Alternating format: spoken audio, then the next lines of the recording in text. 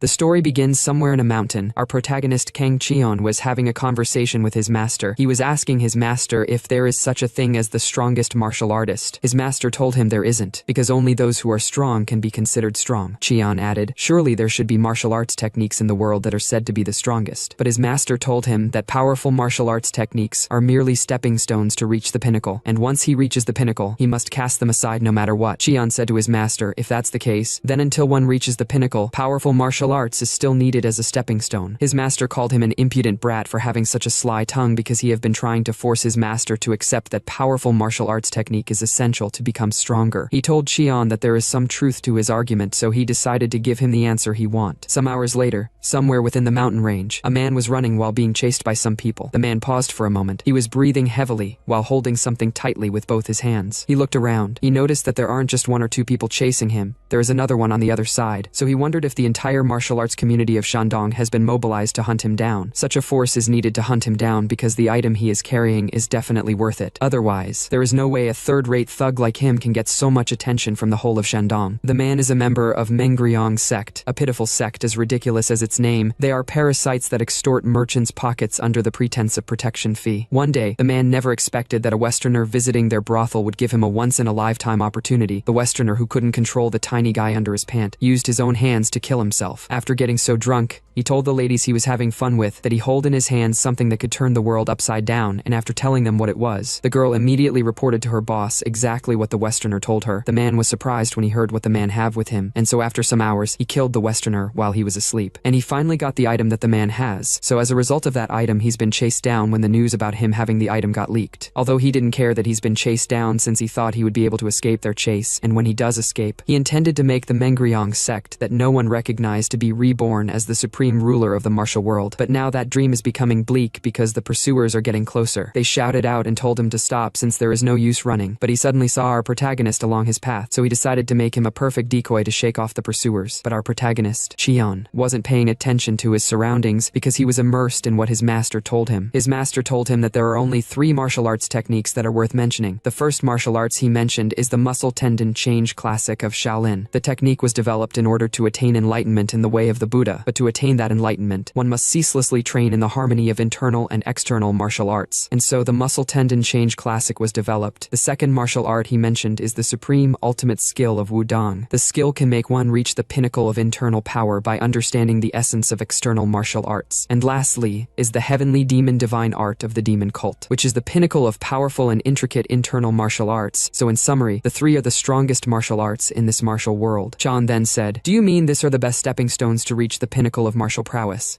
His master replied, yes, but he should remember that in the end they are just stepping stones. Cheon then asked his master if he mean that the heavenly demon's divine art that invaded the martial world and nearly brought it to ruin 60 years ago is just a mere stepping stone. If that's the case, he asked his master if the martial arts he is learning from him is also a stepping stone. His master replied, of course it's the strongest of them all, and it's not just a mere stepping stone. Cheon was like, but you just said a while ago that there is no strongest martial arts. He then asked his master for the reason why he said the martial arts he is teaching him is the strongest. His master replied, because I have tried them all. Cheon was like, are you for real right now? He boastfully replied, yes, I have tried them all myself. Cheon was like, meh, master must be crazy for saying something like that. And now his master told him to leave the mountain in order to hone his skills and find the answer to reach the pinnacle of martial arts. He was a bit disappointed because the time he have wasted all this years feels like regret. But suddenly while he was in daze, the man that was being chased stopped him. He then threw the bag he was holding at Cheon. He told Cheon to keep it safe since it's important, but his intentions from the start was to use Cheon as a scapegoat, and so he ran away in the other direction. The guys who were chasing him earlier realized that he just passed something to Cheon, so they decided to split their force in 2. The first force were instructed to chase down the man, and those that are left went to confront Cheon. What they were chasing the man for was to take the blood demon jade that was with him, and now they suspected Cheon to be part of the same group as the man, since they thought what the man gave Cheon was the blood demon jade. The last guy then told them that they should take Cheon down whether they're part of the same group or not. Sean, who have no idea what the hell was going on, saw the group of men approaching him, but he later realized that they were after the box wrapped in the cloth. Although he doubted his master when his master told him that he is learning the strongest martial art, But he decided to test what he had learned all this time, and to see if his master was telling the truth or not. And now some scapegoat have appeared before him. So he decided to make them his first prey upon leaving the mountain and entering the martial world. He wondered if there is anyone among the pursuers that have mastered the 3 ultimate martial art that his master talked about, although there wasn't anyone particularly strong among them. But he decided to tread carefully because they might be hiding their skill on purpose, because according to his master, those who have reached the peak often appear as if they know nothing about martial arts. A man among the pursuers stepped forward. He told Qian that it seems like he have gotten himself involved in a troublesome situation. The man then addressed himself as Zhang Samgun of the Shandong Yitai sect. Just from the way he touches his beard, you would know that the man is just a typical side character that would end up dying in the most worthless way possible. He told Qian that it seems like an innocent person like him has fallen victim to the wicked schemes of a ruthless scoundrel. He then told Qian to just return the item and continue on his way. In return, he would guarantee his safety in the name of his sect. But Qian had no idea what kind of crappy sect is Yitai sect, since he had never heard of it. At the same time, another group of people appeared. The man told the Yitai sect people that this place isn't a place for the likes of them to interfere. People were in shock to see the man. The man is Wang Dai of the Black Intention sect, although they were pissed at the fact that even the barbaric members of the Black Intention sect have come to take a piece of the pie. But they couldn't do anything because he isn't someone they can just mess with like that. Qian was like, what the hell is this all about for another sect to have arrived? Sam Gun vigorously told Wang that this matter is being closely watched by many martial arts sects in Shandong, as well as by the 9 great schools and various noble families, so the people of Black Intention sect shouldn't act recklessly, and they should know their place. But as the man was yapping, a sword energy was pierced through his forehead, creating a hole in his head, and so the typical side character died without even knowing how he died. Like for real, he was just yapping, acting high and mighty, as if he is some strong hidden boss or something. No one knew what the hell happened, but they thought Wang was the one who did it. Wang stuttered panically. He told them that they weren't the one who killed him, but one of the Yitai sect member angrily lashed out and he said, "Stop lying, vile Black Intention bastards. You guys don't even have the pride of a martial artist to have ambushed someone from behind." But the guy who was yapping was shot from the head from nowhere, and he was sent straight to the afterlife. Not just him, multiple bodies started falling down like rain. The main person behind the death then arrived. He told them all to stop talking and fight. Because a real martial artist fight with their strength, instead of flapping their mouth around. Shivers ran down through their spine as they saw the man. The man is Zhu Xiong, and he is popularly known as a demon. Wang, who has only an eye left with the face that is more ugly than that of a chimpanzee, stuttered. He politely said to Xiong while shivering all over, "How did you get here?" But Xiong gave him a death stare. He said to him, "How dare a wretch like you speak to me?" Of course, people like Wang are always useless as expected. They act strong to the weak, and cowardly to the strong. Song then told them all that he won't speak for long, but they should all get out of his sight before he opens his eyes and close it. As expected, the fool immediately ran away with his tail between his legs, but Xiong refused to just let him go like that. He then hit his leg on the ground with force. The stone on the ground rose up as they are being controlled by his energy, and so he kicked them all at once directly at Wang and his subordinates. The fool couldn't defend against such a simple attack, and he was knocked down together with his subordinates, while the remaining survivors ran away for their lives. Xiong laughed since the place had finally quieted down. He then said to Qian, "Hey country bumpkin, if you don't want to end up like them, just hand the item over." Qian broke the box open. He asked Song if he is talking about this small golden bottle. Song was surprised that Qian undid the seal of the box so easily, but he decided to keep his composure. He then said to Qian, "You have saved me some unnecessary effort. Now then hand it over." But to his surprise, Qian opened the bottle and drank it. He was so pissed, but he noticed that Qian looks like a rookie, so he smiled with evil intent, because there's no way Qian could fully absorb the blood demon essence. And just because he swallow it doesn't mean it has become his. At the same time, Qian licked his lip because the content in the bottle tastes like sweet. Xiong then said to himself, "One need the right internal energy to dissolve the blood demon essence, and his body's the perfect physique to absorb it, so he deemed Qian to be just a vessel for the blood demon essence, since he doesn't have the necessary physique. And so he charged out with his hand filled with energy to go take Qian down. He was determined to chew and swallow every drop of Qian's bone marrow, but as he was about to land a hit, Sean looked at him as if he was looking at a pitiful fly with broken wings, and with just a swing of his hand, he was able to parry of the guy's attack without any internal energy imbued in his hand, as if the guy's punch was from a 2-year-old. If I was that guy, I would have stopped fighting, destroy my Dantia, and retire from the martial world to go live in the village because of such insult, but rather than doing that, he decided to continue fighting. He couldn't believe that Sean was able to block his Sagana, which is one of the 32 techniques of the sacred name secret art. So he furiously told Sean that his Sagana has never missed its prey. Even those arrogant bastards from the Jegal family barely managed to block it, leaving scars all over their body. Like, for real, why the hell is he lashing out at Cheon? Or is he trying to tell Cheon to stand still and embrace the punch? Cheon threw the golden bottle. He was like, "Hey, you're too loud. Running your mouth like that doesn't prove you're really strong, so come at me with all you've got. That way I can test just how strong I really am." At that moment, Seong was shivering all over because he thought Cheon's strength was as a result of absorbing the blood demon essence. Let's talk about what the blood demon essence really is. The blood demon essence is a miraculous elixir made by gathering the vital blood of 100 martial arts masters and melting it down with the internal energy cultivation method of the blood demon, and it's said to have terrifying power. Just as horrifying and shameless as its method of creation, the moment you succeed in absorbing it, you can gain the strength of 3 full cycles and undergo a rebirth, transforming into a heavenly martial body. Just so you guys know, 3 full cycles is the same as 180 years worth of internal energy.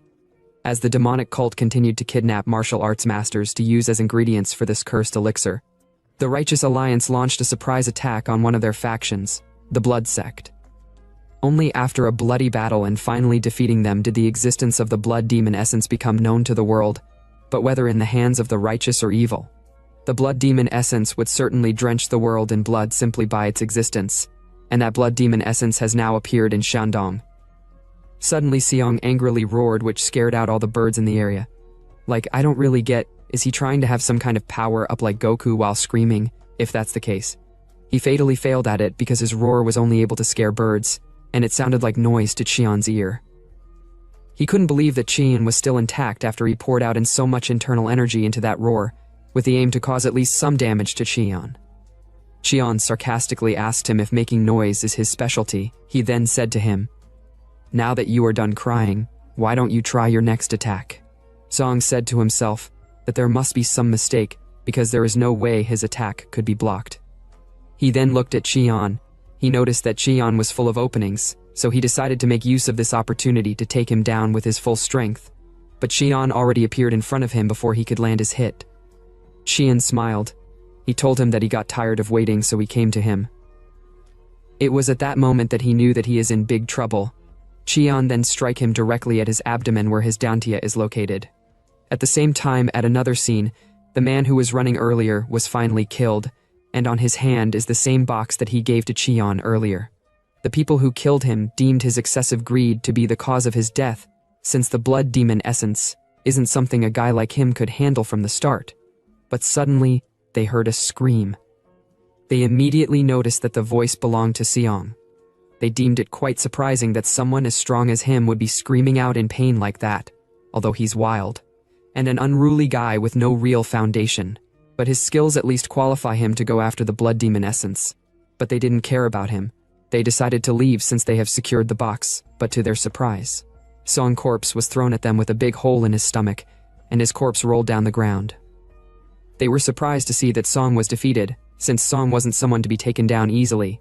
Suddenly, they heard the footsteps of someone approaching them. That someone was no other than Cheon.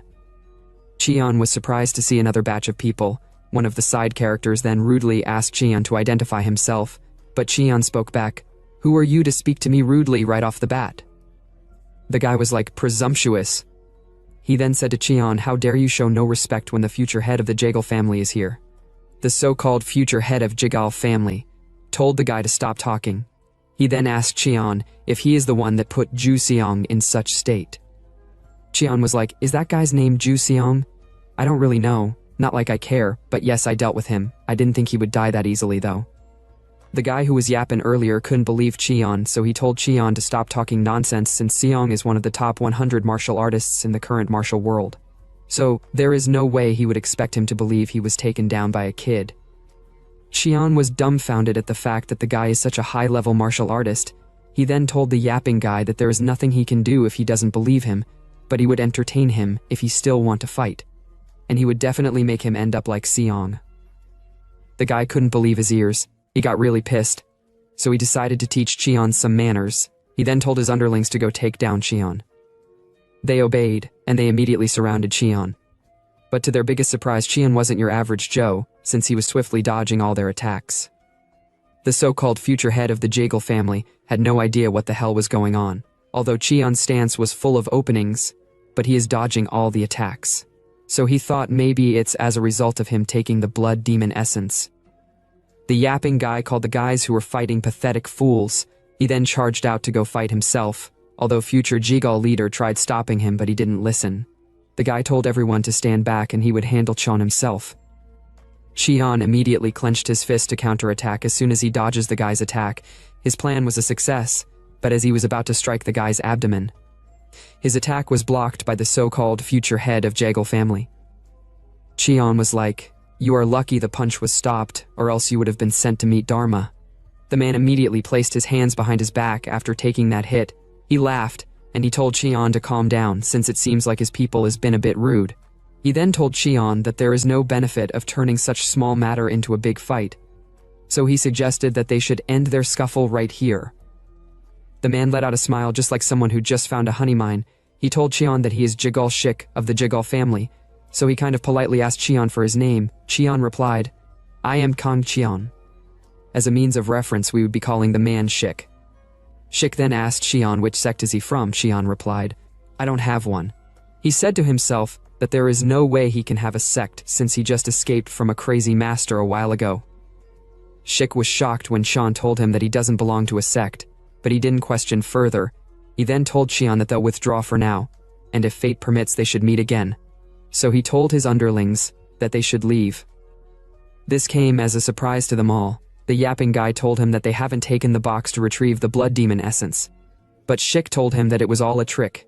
The blood demon essence in his possession was fake. He then showed the yapping guy his hand. His hand was a bit damaged after blocking Qian's blow. Also, the fact that Qian was able to dodge dozens of their attacks with nothing but flawed movements proves that his strength is no ordinary. And such strength at such a young age can only be gotten when one takes the blood demon essence.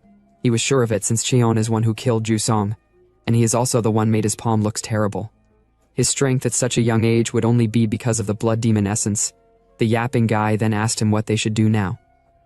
Shik replied, "There's nothing we can do here. We'll have to rely on the power of the alliance." Shik was like, "Damn," as if the appearance of the blood demon essence wasn't enough. Now there's someone who has absorbed it. He was worried because those vicious scheming demons who have been lying in wait might start moving again to get their hands on the blood demon essence. And so they all left the mountain. Some minutes later, Qian approached the dead man's corpse. He picked up the box that was on the man's hand. He forcefully tried opening it, but it seems like it was sealed tightly, but it was until he put in all his strength. Almost shitting his pants, that is when the box finally got destroyed. He let out a breath of relief since he thought his hand was going to break. He then put his hand in the box to bring out what is inside it since it has caused him so much trouble. But to his surprise, the content inside the box was a red pill. The real blood essence pill. What he took earlier was just a sweet liquid placed inside the golden bottle. But Shik and the rest misunderstood his strength to be as a result of him taking the blood demon essence. Little did they know that the real blood demon essence was right in front of them all along. Some hours later, somewhere within the Jaegle estate, Shik reported to Jaegle Cheum, the head of the Jaegle family, that Qian has absorbed the blood demon essence. He had no idea how it was possible for Qian to have absorbed the blood demon essence because, according to what they know, the blood demon essence can only be dissolved with the internal energy cultivation method of the demonic cult. Shik also knew about that, since they shed a lot of blood to learn how to dissolve the blood demon essence. Chom then told Shik that he can't just expect him to believe that someone new to the martial world managed to dissolve the pill without using the internal energy cultivation method of the demonic cult. Shik then decided to show him his hand as a proof that what he is saying is the truth. Qian couldn't believe his eyes when he saw the intensity of Shik's palm injury. And so he finally believed that the pill have really been absorbed by Qian. Shik then said to his father, "Are you aware that there are certain physiques capable of absorbing the blood demon essence?" Qian replied, "Yes, There was one such physique. Until the person who left your hand in such state appeared. And now it seems like there are two physique capable of absorbing the blood demon essence.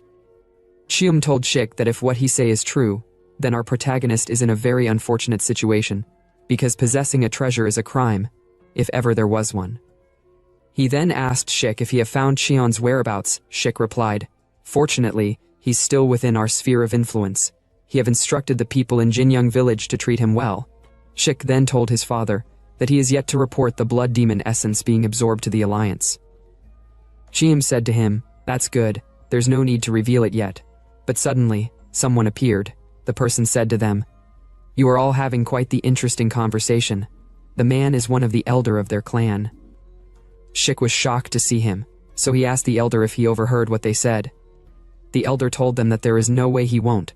When they were talking so earnestly, he then sat down and he let out an evil smirk. The elder name is Taiyong, and he's nicknamed Changwang Fist.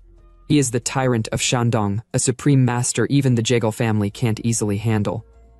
When the power of the demonic cult became overwhelming, the martial world formed an alliance to oppose them. The alliance is called Nine Great Schools. Although Taiyong is not affiliated with the Nine Great Schools, yet he is considered just below the top 10 martial artists of the current martial world. This is why, despite their formidable power, the Jegal family is on edge about his appearance. Taiyong overheard all they said about the blood demon essence. He then told them that it would be better if they all kept their mouths shut about it. Shik said, "What do you mean by that?" Taiyong replied, "It means that what I heard could be forgotten if necessary." There is quite some schemes going on there, each of them trying to outsmart one another. Taiyong then stood up to be on his way out. Shik politely bid him farewell. On his way, Taiyong decided to make Jinyang village his next destination in order to capture Chion and take the blood demon essence for himself. At the same time, Jegal family head, who was acting as if he wasn't interested, let out an evil smirk because Taiyong have taken the bait without knowing that Chion have dissolved the blood demon essence. Taiyong rushed out at full speed to Jinyang village. He said to himself that although Chion might have a physique that can dissolve the blood demon essence, but what if he haven't properly mastered martial arts? Then that means if he take Chion with him, he can still drain out all his blood and get the blood demon essence for himself. If that was to happen, then he would be able to take the top 10 martial artist spot, since those old top 10 martial artists should have had their fill by now. At the same time at Jinyang village, our boy Cheon is being served tea and treated respectfully. He drank the tea, but he don't get what's so great about drinking it since it tastes bland. And water seems to be more better than it. That aside, he found the people in the village to have ulterior motives since they are treating him so well without any proper reason. He was ready to take them on at any time if they tried to do anything dirty with him, but he calmed down. He decided to try and live peacefully since he had finally escaped his master. Suddenly, Taiyong arrived. He immediately went straight to the point by asking Cheon if he is the one who supposedly consumed the blood demon essence. Cheon replied rudely, "It seems so." Taiyong was quite pissed at how rude he was. But he doesn't care about his character since that wasn't the reason why he came. He then grabbed Cheon like a baby and flew out of the village. Cheon was like, "What the hell is this dude doing?" At the same time, Taeyong smiled since he had finally gotten the blood demon essence. After carrying Chon to fly for a while, they landed on an empty field. Taeyong looked around to check if there is anyone following him. But what surprised him the most was the fact that Cheon had escaped from his hand without him knowing. Cheon was like, "Dude, are you smoking or what? Why the hell did you just grab someone and carrying them like luggage?" Taeyong was like, "Sorry, but you'll have to become my elixir." If you guys still remember, our protagonist's name is Kang Cheon, so let's start calling him Kang instead of Cheon because Cheon sounds somehow in the ear. At first, Kang had no idea what Taeyong meant by elixir, but he later realized that what Taeyong meant by elixir is that he want to eat him. Taeyong told him not to worry because when they get to the Alliance, they'll find a way to extract the blood demon essence from his body without harming him, and he'd also be compensated if he cooperate well. Kang said to him, "So all the gibberish you have been saying is that eventually you'd suck me dry, so I should just stick to you like a medicine pouch on your belt?" Taeyong replied. "Your response is kind of cheeky, but you are right." Kang was like, "What if I refuse to let you suck me dry?" Taeyong looked at Kang angrily, and he said, "You want to refuse? Stop joking. When an elder shows kindness, you should be grateful and accept it and get some rice cake out of it. but Kang told him that it would be insane to entrust his life for the sake of some rice cake. The fact that Kang keeps talking back was really pissing him off. He then told Kang that it seems like he needs a good beating to learn some manners. He then charged out angrily to attack Kang. But halfway before the punch could land, he was like, damn, I didn't control my strength. I got too worked up by a rookie's provocation and ended up using a lethal move. Such a disaster, since there's no point in taking a corpse back to extract the blood demon essence. But to his biggest surprise, Kang blocked his attack with one hand.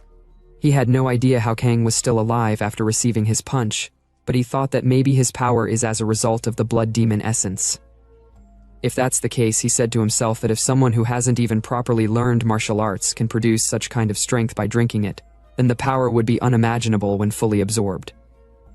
Taeyong was really getting excited, and he's tempted to test Kang's strength further. Let's take a pause for a moment. All this fools have been thinking that our protagonist's strength was as a result of him taking the blood demon essence.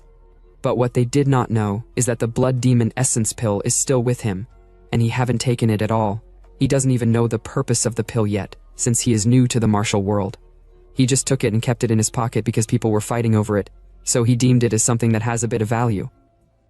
Taeyong then activated his Changwang fist in order to test how strong Kang was. He then launched multiple jabs at Kang, but Kang confidently blocked all the attacks with ease. Taeyong continued testing out the limits of Kang's strength.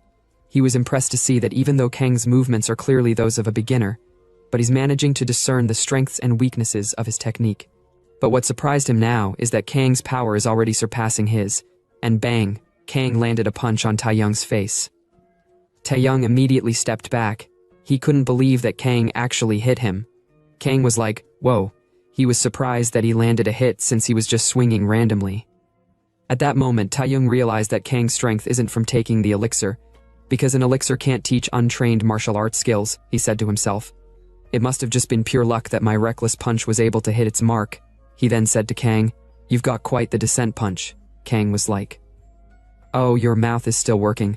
But Taeyong furiously told him to shut up, and he'd make sure he understand exactly who he have messed with. He said to himself that he'd have to beat some sense into Kang before he'd listen properly, because at this point, even if he have to kill him, knocking him down comes first. He then activated his Changwang fist. And so he launched multiple jabs at Kang again, but Kang wasn't scared one bit. At that moment, Kang remembered what his master told him while they were fishing.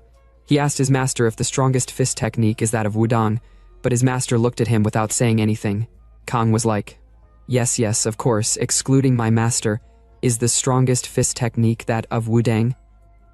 His master replied, it wouldn't be an exaggeration to say that Wudang contains every method of using the body in its fist techniques. Kang had no idea what he meant by every method, so his master explained. He then said, because I have grasped the flow of power, power depends on who uses it and how they use it. If it flows straight, then it becomes the hard fist of Shaolin, which can shatter rocks. If it flows in a circular motion like a wave, it becomes the Wudang fist that can withstand a rock with just a small force. And so, Kang decided to see if he can put what he have learned to use. Standing in front of the punch that Taeyong was sending at him, he quickly found the weakness of his jabs, and he was able to offset his attacks, and bang, he sent Taeyong flying. Taeyong became furious, so he decided to take the fight seriously by powering up like Goku. The Changwang fist that Taeyong was using is rooted in Shaolin. Taeyong was among those called the Soka disciples. They are those who did not leave the temple and are taught by Shaolin. Taeyong once asked his master for the reason why he won't teach him the Yijin Jing. His master told him that there is no reason for him to achieve enlightenment in Buddhism, since he is a secular person. But Taeyong told his master that if he can become stronger than others, then he's willing to learn and understand it. His master angrily called him a fool for misinterpreting the teachings of Buddha, since Buddha have never taught someone to become stronger than others. But Taeyong took his master's words as nonsense, because to him, the logic of the world is that you have to win to become strong, and become strong to win. Taeyong was not satisfied with what he learned as a secular disciple, and he never stopped striving to become the best in the world, so starting from the foundation of Shaolin, he reached the pinnacle of his own martial arts through bloody research, and that is how he came up with Changwang Fist. Kang deemed the aura that Taeyong was exuding to be that of a master. He remembered his master telling him that the martial world is filled with people stronger than him at every step. And now he have come against someone that he deemed at least strong. After successful power-up, Taeyong charged out to attack Kang with the determination to tear him apart. But despite his power-up, Kang wasn't scared, because he doesn't consider Taeyong to be one of those stronger people that his master mentioned, and so he dodged Taeyong's punch. At that moment, Taeyong was sweating all over, and he couldn't believe that his Changwang heaven-splitting fist was dodged that easily. But what comes next was completely unexpected. Kang launched a direct blow to his abdomen just like how he had been doing to others. Taeyong couldn't believe that someone that is definitely new to the martial world, with clumsy technique and full of flaws, was able to easily dismantle his Changwang fist, which he perfected over a lifetime of practice. So he was like, who the hell is this monster? Taeyong immediately went down on his knees, groaning in pains, but Kang didn't stop his attack. He grabbed his head, used his knees to land a fatal hit directly on his face, and he immediately went unconscious. After some minutes, Kang woke him up, and his face was looking all beat up as if he was stung by a bee. He had no idea what the hell happened. The only thing he could remember was him trying to use the Changwang heaven-splitting fist on Kang. Only to be countered, he thought he was dreaming since there is no way him, the master of the Changwang fist, would fall to someone so young, and so he tried standing up, but to his surprise he coughed out a huge ton of blood. Kang told him that he should better not push himself, because he have placed a restriction that will shatter his Dantian if he make a wrong move. He told Taeyong that the restriction he used on him is the one his master always used whenever he tried to escape. Taeyong was like, what kind of trick did you use, since restrictions aren't something just anyone can place, and especially not on the body of a master like him? But Kang wasn't interested in his bullshit. He then stepped on his chest with force. He told Taeyong that he seems to be mistaken about something. He told him that he's not as nice as he look, because he had been tormented by his crazy master his whole life.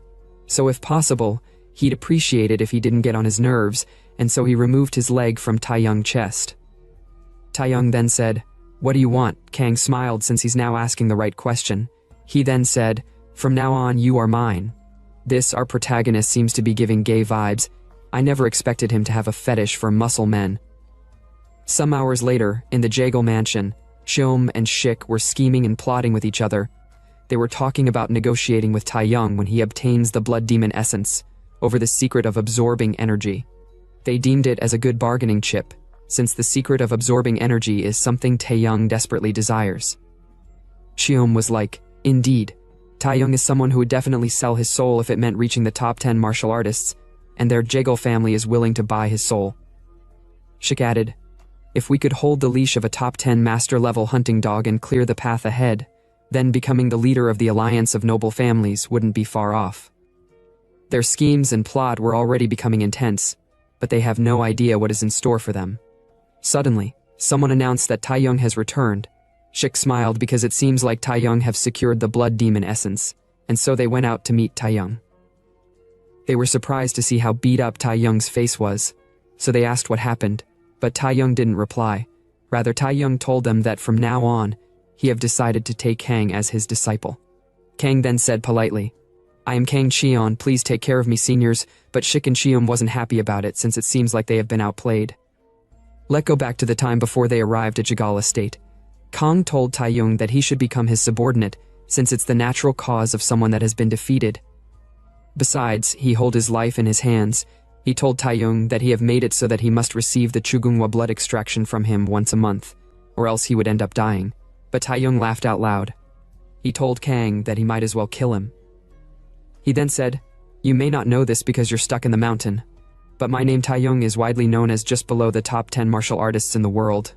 So there is no way you'd expect me to serve a young green brat like you just to keep my life. He added, saying, dying a disgraceful death on the streets would be a more honorable end for a martial artist than becoming such a laughing stock. Kang said to him, you martial artists are really something else. You value your precious life far less than meaningless name. But I understand how you feel because I wouldn't want to tarnish the name Taeyong even if I make you my subordinate since he need his name for a reason. He then told Taeyong that he can make him stronger, so he should reconsider his offer. Back at the Jaegel clan, Shik and Cheom were angry at the fact that Taeyong chose Kang as his disciple. They thought Taeyong was just a brute who only knew how to use force, but they never expected him to use his brain. Shik then said, now that Taeyong, who's close to being one of the top 10 martial artists, has secured a young disciple who swallowed the blood demon essence, and with his name Changwang Fist, he can build power. Chiom angrily slammed the table because if Taeyong power increases, then they'd be nothing more than dogs chasing after chickens, and their plan to put a leash on him would completely fall apart. Shik then told his father that there is still a way out. The way out that he was talking about was to snatch Taeyong's disciple, and they hope he's not a loyal disciple. The way out that he was talking about was to snatch Taeyong's disciple, and they hope he's not a loyal disciple. At another scene, inside a rundown wooden house, Kang was meditating before he was called by someone outside. The person told him that Shik wishes to see him for a moment, and he'd like to meet him alone. Kang said to himself, "Why did he want to meet me alone? He's giving gay vibes, and it seems like that sly old fox must be planning to sow discord." He then followed the person who came to call him to go and meet Shik. At the same time Taeyong saw them leaving, he was pissed because those Jegal cunny foxes are up to something.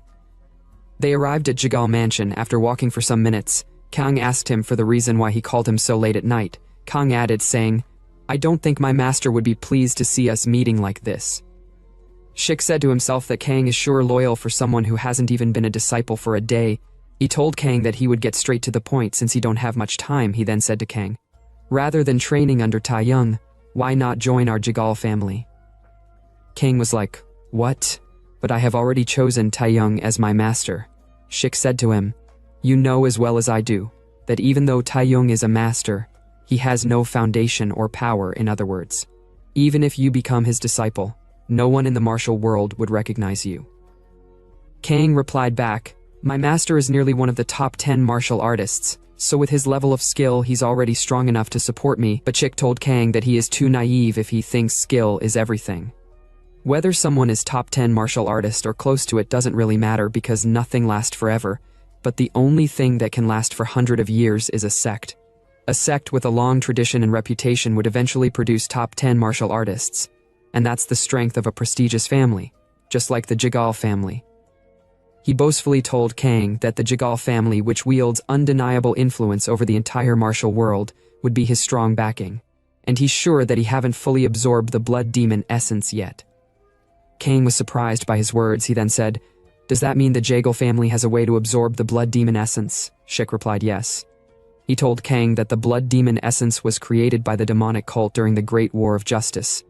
The martial alliance which subdued the demonic cult also researched the method to manufacture the blood demon essence, and the secret technique to dissolve it, and now the Jegal family has secured that technique.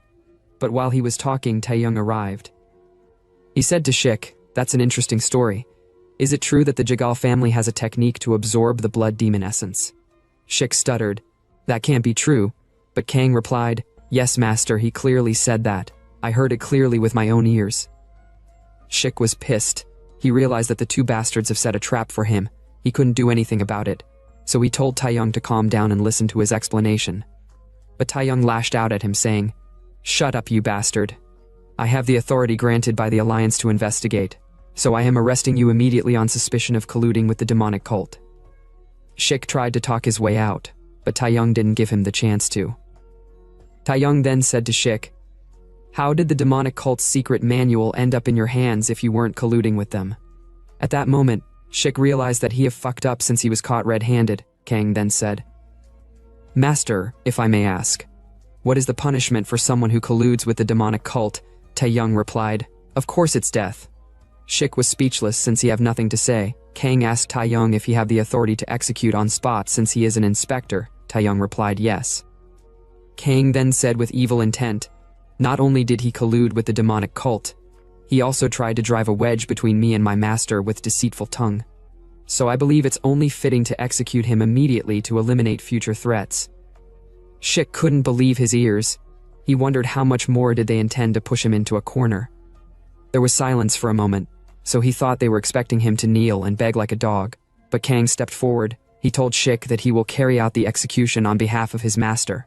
Even Taeyong couldn't believe his ears because him executing Shik is different from what he mentioned earlier, but he couldn't do anything because he is working for Kang. Shik immediately lashed out saying, "How dare you? Do you think you can lay a hand on me? I am Jegal Shik, the eldest son of the Jegal family and the future head." But before he could alter any more word, Kang punched him directly on his face. Even Taeyong never expected him to go that far. Kang was disappointed because he died without even being able to defend against such level of attack, so he deemed him not fit to be the heir of the Jiggle family. Taeyong worriedly told him that he shouldn't have killed him since they would have gotten what they wanted if he was alive. But Kang told him that they need to eliminate any future threats, because if they were to let him live, who knows when the cunning bastard would stab us in the back, Taeyong added. Even so, you've killed the eldest son of the Jiggle family, so how are you going to clean up this mess? Kang was disappointed in Taeyong. He then asked Taeyong if he's afraid of the Jiggle family, but Taeyong was like, what? How could you even say that? Kang told him that the Jiggle family is a prestigious name, just as Shik said, but that very name, which is supposed to be their strength, can also become their weakness. Kang then asked Taeyong if he understood where he is getting at. Taeyong replied, yes. They can frame not just Jiggle Shik but the entire Jiggle family for colluding with the demonic cult. Kang said, exactly. We'll accuse them of not only collaborating with the demonic cult, but also secretly monopolizing the secret to absorbing the blood demon essence. He added saying, what do you think would happen if we report this to the Alliance? Even a rumor of their involvement would ruin the Jiggle family's reputation for the head of a prestigious family. That's probably the most terrifying scenario. Taeyong told him that, although he might be right, but Jiggle Cheom has lost his eldest son, so as a father who's lost his family's future, his instinct will be to seek revenge first. Kang then said to him, that so-called future head only holds value if the Jiggle family's name is preserved, so he asked Taeyong if he want to bet whether Jiggle Cheom will prioritize revenge for his eldest son, or the honor of his family, but Taeyong couldn't reply. Kang then told him to better handle the situation well, unless he want to fight the entire Jiggle family since the old man will be here soon, probably in blind rage. Taeyong was pissed since Kang was the one who made the mess, and now he want him to clean it, but he couldn't complain because his life is on Kang's hand. Some unknown time later, Jiggle Cheom arrived on site together with his family martial artist. He was really angry and furious when he saw his dead son's cold corpse with a distorted face. He then asked Taeyong the inspector, why is his son dead? Taeyong replied, he was executed. Cheom looked at him while trembling all over. He told Taeyong that even if he is an inspector, he should at least assess the crime first, rather than carrying out an unjustified execution. Taeyong told him that his son confessed to colluding with the demonic cult.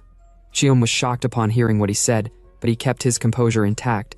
He shouted at Taeyong to shut up. He told Taeyong that not only did he kill his son, but now he's trying to pin baseless accusations on him, and so he told Taeyong and Kang that none of them would be leaving the place alive tonight.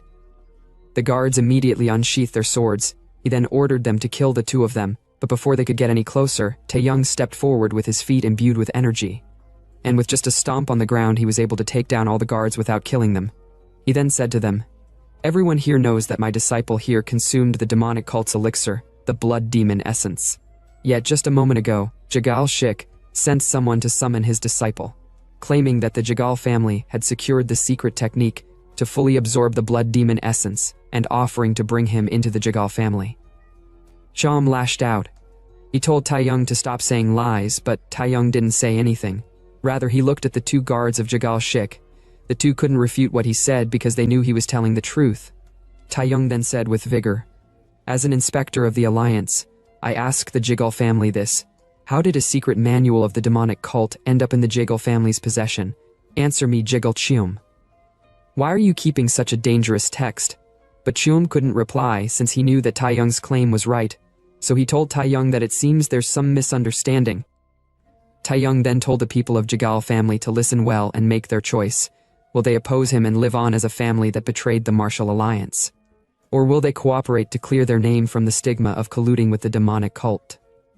They all couldn't reply, and since they don't want their family name to be tarnished, Cheom told them all to sheathe their swords, and just like that, Kang took out one of his threat without suffering any loss. 4 days later, on a particular sea, a ship was being attacked by pirates. The pirates made an announcement that from now on the ship belongs to the Surojai, and if they want to live, they should drop all their cargo. There was a man on the ship who refused to drop his belongings, but as he was about to get killed by one of the pirates, the pirate hand was chopped off without him knowing who did it, screaming out in pain. The leader of the pirate arrived not knowing what was going on, but when they all looked up, they saw the girl who cut off one of their members' arm. She was looking so cute and beautiful, maybe she's a waifu candidate. The pirate leader told the lady that he is the master of the Jianggang waterway, Sul Yonghan, Sul-yong then said to Lady, "You seem to have some martial arts training. What's your name? It would be nice if you came from a prominent family so I could get a good ransom." She told him that knowing her name won't do him any good. After all, they are going to end up as fish food today. The pirates all laughed out loud at her joke. She then told Sul-yong that since he have introduced himself, it's only polite to respond in kind, but he should please remember it well even in the afterlife. She then told them that her name is Li Jichong, and as soon as she told them her name, they all charged out to attack her. A few hours later at Hyungju, Taeyong and Kang sat on a chair together with other audiences. Taeyong saw Kang looking around confused, so he laughed happily. Kang asked him for the reason why he is laughing. He replied, "For a country bumpkin like him, it must be overwhelming to realize that he's standing in Hyungju, the city known as the heart under the sky." Kang was a bit pissed, so he activated the restriction place on Taeyong, which made him feel pain. Taeyong told him to stop since he was just joking. Kang then asked him why the hell are they here in the first place. Taeyong told him that Hyungju is where the Martial Alliance's headquarters is located, and as an inspector of the Alliance, he have to report what happened with the Jegal family. So regardless of the fact that they have something on them, he still need to report the reason for killing the heir of the Jegal family. But Kang told him that he have already heard that on their way to Hyungju. But what he still haven't know is why they are sitting here and watching that weird guy's match. Taeyong replied, he told Kang that he's the official witness for today's match and there's someone he really want him to see. He told Kang that the person he want him to see is Li Jichong. But Kang had no idea who the hell that is. He then asked Kang if he have at least heard of Shinwoo, the best sword of Hwasan, but Kang couldn't recall ever hearing such name nor title. Taeyong was really pissed at how foolish Kang was, so he told Kang with vigor that Shinwoo is the best sword of Hwasan. He's said to be among the strongest among those who didn't make it into the top 10 martial artists.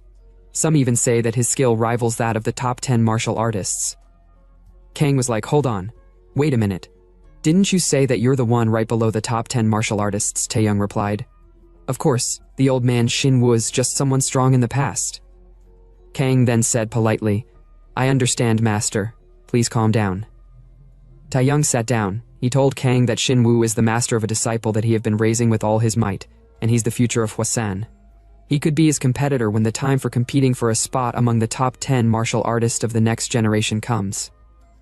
Kang smiled. He said to himself that he would sure remember the name Li Jichong.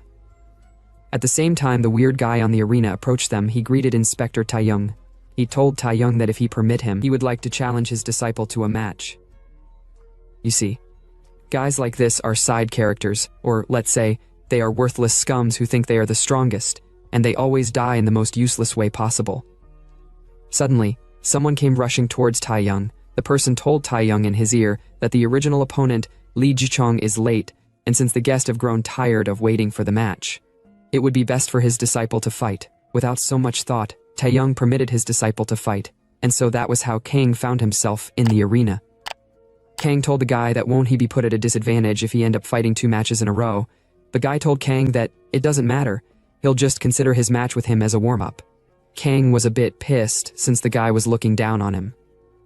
Taeyong said to himself that the guy whose name is Jomgangjo Madan is the top disciple of the dark spirit Huigon, and now a disciple of Huigon who is one of top 10 martial artists, is fighting against his disciple.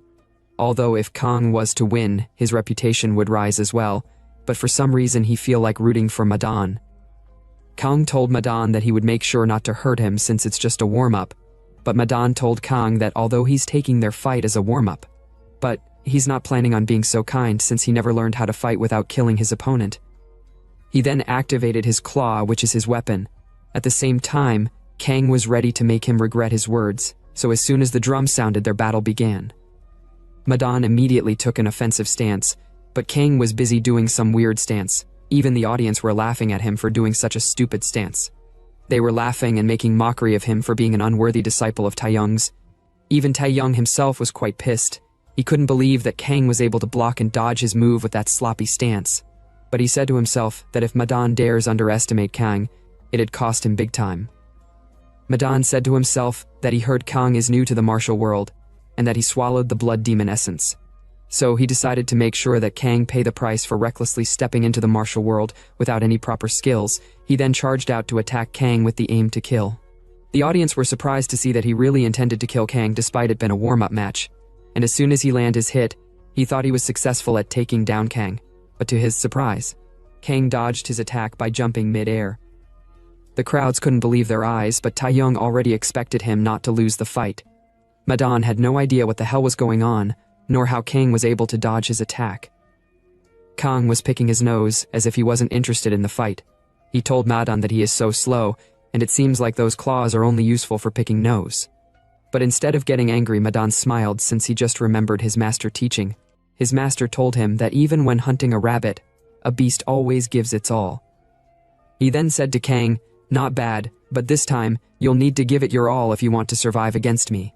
But Kang confidently told him that if he was to give it his all, his life would be in danger. Madan activated his claw, and he told Kang to stop talking and he should take the fight seriously, so he charged out to attack, but Kang was able to dodge his strike. Although he was surprised for the second time that Kang was able to dodge his attack again, but this time around his strike aren't over. He then launched multiple strikes, and he was confident that Kang won't be able to escape his grasp, but he was still unable to land a hit on Kang.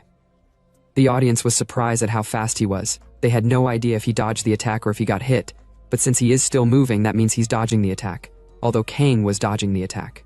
But he was quite pissed since the guy didn't come here for a match, but he came to kill, since his strikes are all lethal moves. Madan was already finding the spar to be difficult, and he was like, what kind of training did Kang go through to be this fast? But as Kang was about to land the final hit with his punch, they were both told to stop. They stopped immediately as their attack was about to hit the weak part of their body, and their battle ended halfway since the real contestant Li Jichong has arrived. She apologized for being late while looking messy with blood all over her body. Taeyong and the audience were surprised to see her. At the same time, Madan said to Kang, "You are so lucky, rookie." But Kang told him that he didn't fare so well though. Madan was like, "What do you mean?" but Kang didn't respond. One of the arena supervisor immediately approached Jishong. He worriedly asked her if she's alright because of the blood all over her body, but she told him that it wasn't her blood. And it was those of the bandits that she ran into on her way while coming. And their leader is a man named Sul Yong-han. Everyone was in shock when they heard the name Sul Yong-han. They couldn't believe that she killed the master of the Zhanggang waterway.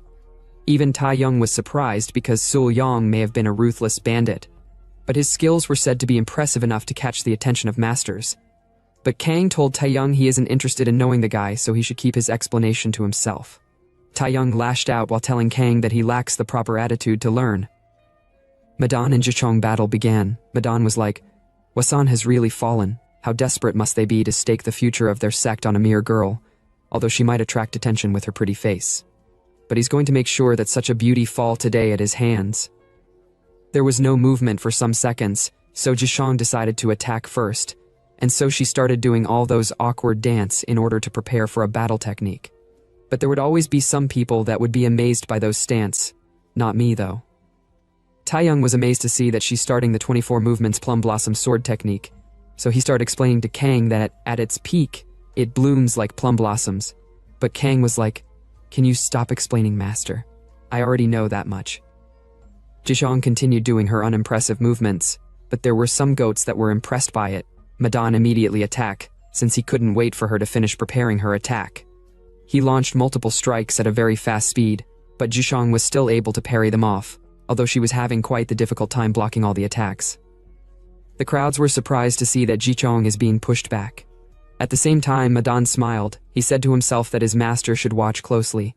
Whether it's Changwang Fist or Wasan, he would defeat them all. And he would make the name of Hamun resound throughout the martial world. He then launched a lethal strike, but Jichong dodged it, and it was only able to cut her hair.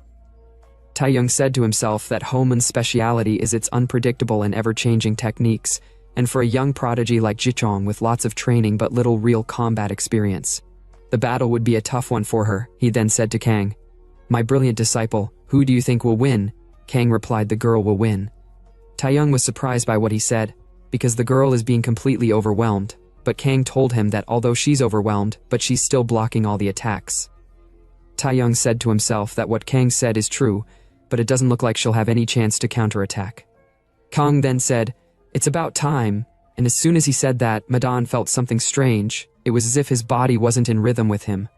Jichong, who noticed his weak moments, immediately activated her technique by doing her weird movements, and bang, she struck Madan, but Madan was able to block it, The girl didn't stop at that.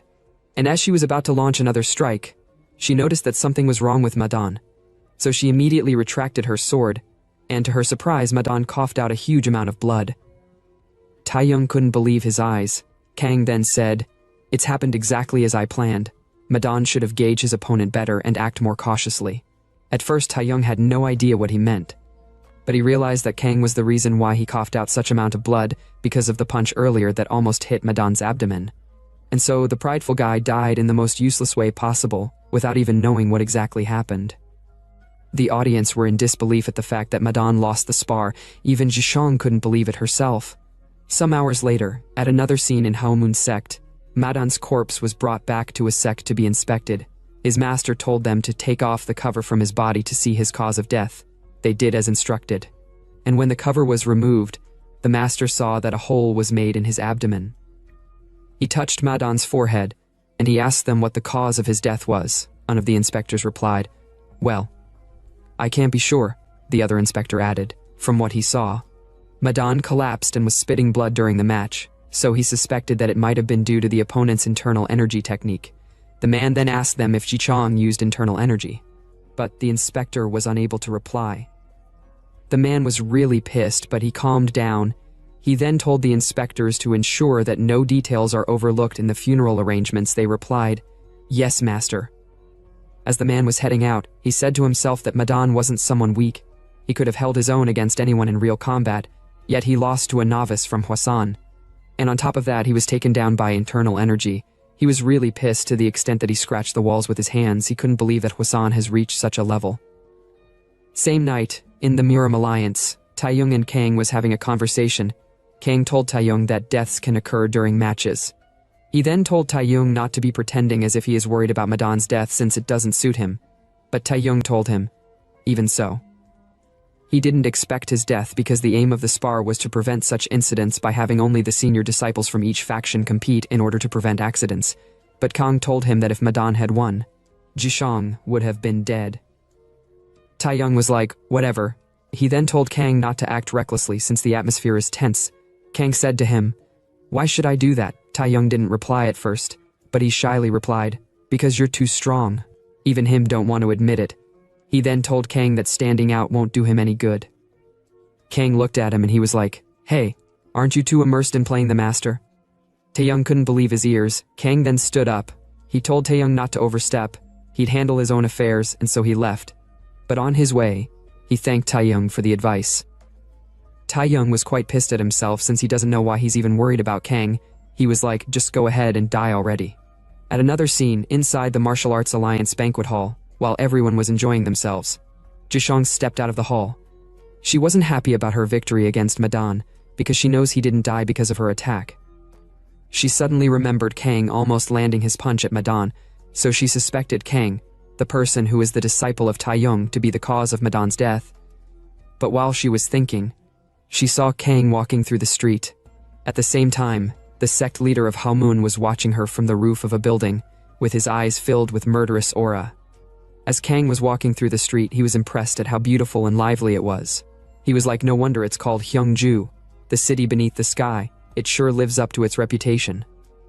He said to himself that the city really makes him feel like he have finally escaped his master, but he have no idea what to do now since he have never experienced the secular world.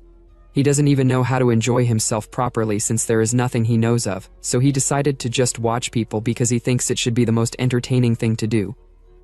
At the same time, Jichong was following him. She said to herself that the guy seems to be the disciple of Changguang Fist Taeyong, and since she's unable to use Lightfoot Qinggong because of the crowd, she decided to follow the alley, but she suddenly felt a very dark energy, and the next thing that happened was finding herself in a pitch-dark space. She panically looked around since she had no idea what was going on. A voice from within the dark said to her, "To be caught by such a simple trap shows that you are really just a rookie." Jishong immediately asked for the person's identity, but the person told her that she is in no position to ask questions. Rather, she would be the one doing the answering. The person then asked her what technique did she use to kill Madan, but she had no idea what he was talking about. Due to the fact that he asked her about the death of Madan, she got a hint of who the person might be. So she said to the person, "Are you the elder Amyangsu Huigon?" But the person told her to just answer the question. As a means of reference, we would be calling the man Huigon. Huigon then asked her again, "When you killed Madan, did you use internal chi manipulation?" She replied, "No, I didn't." Huigon suddenly got pissed since he thought she was lying, so he attacked her with his energy. At that moment she was unable to move. Huigon then appeared before her. She said to him as soon as he revealed his identity, "What is a top 10 martial artist like you doing by attacking a weak girl?" But he didn't respond. Rather, he grabbed her neck tightly. He told her that she possesses extraordinary beauty, and he believed that Madan was bewitched by her face. Zhishong said to him, "It is not like my beauty is a crime, since Homun also specializes in using beauty to deceive someone." He called her a cheeky brat, because she wasn't begging in such situation where she should be begging for her life. Zhishong told him to do his worst because at Hwasun they don't teach such things like begging.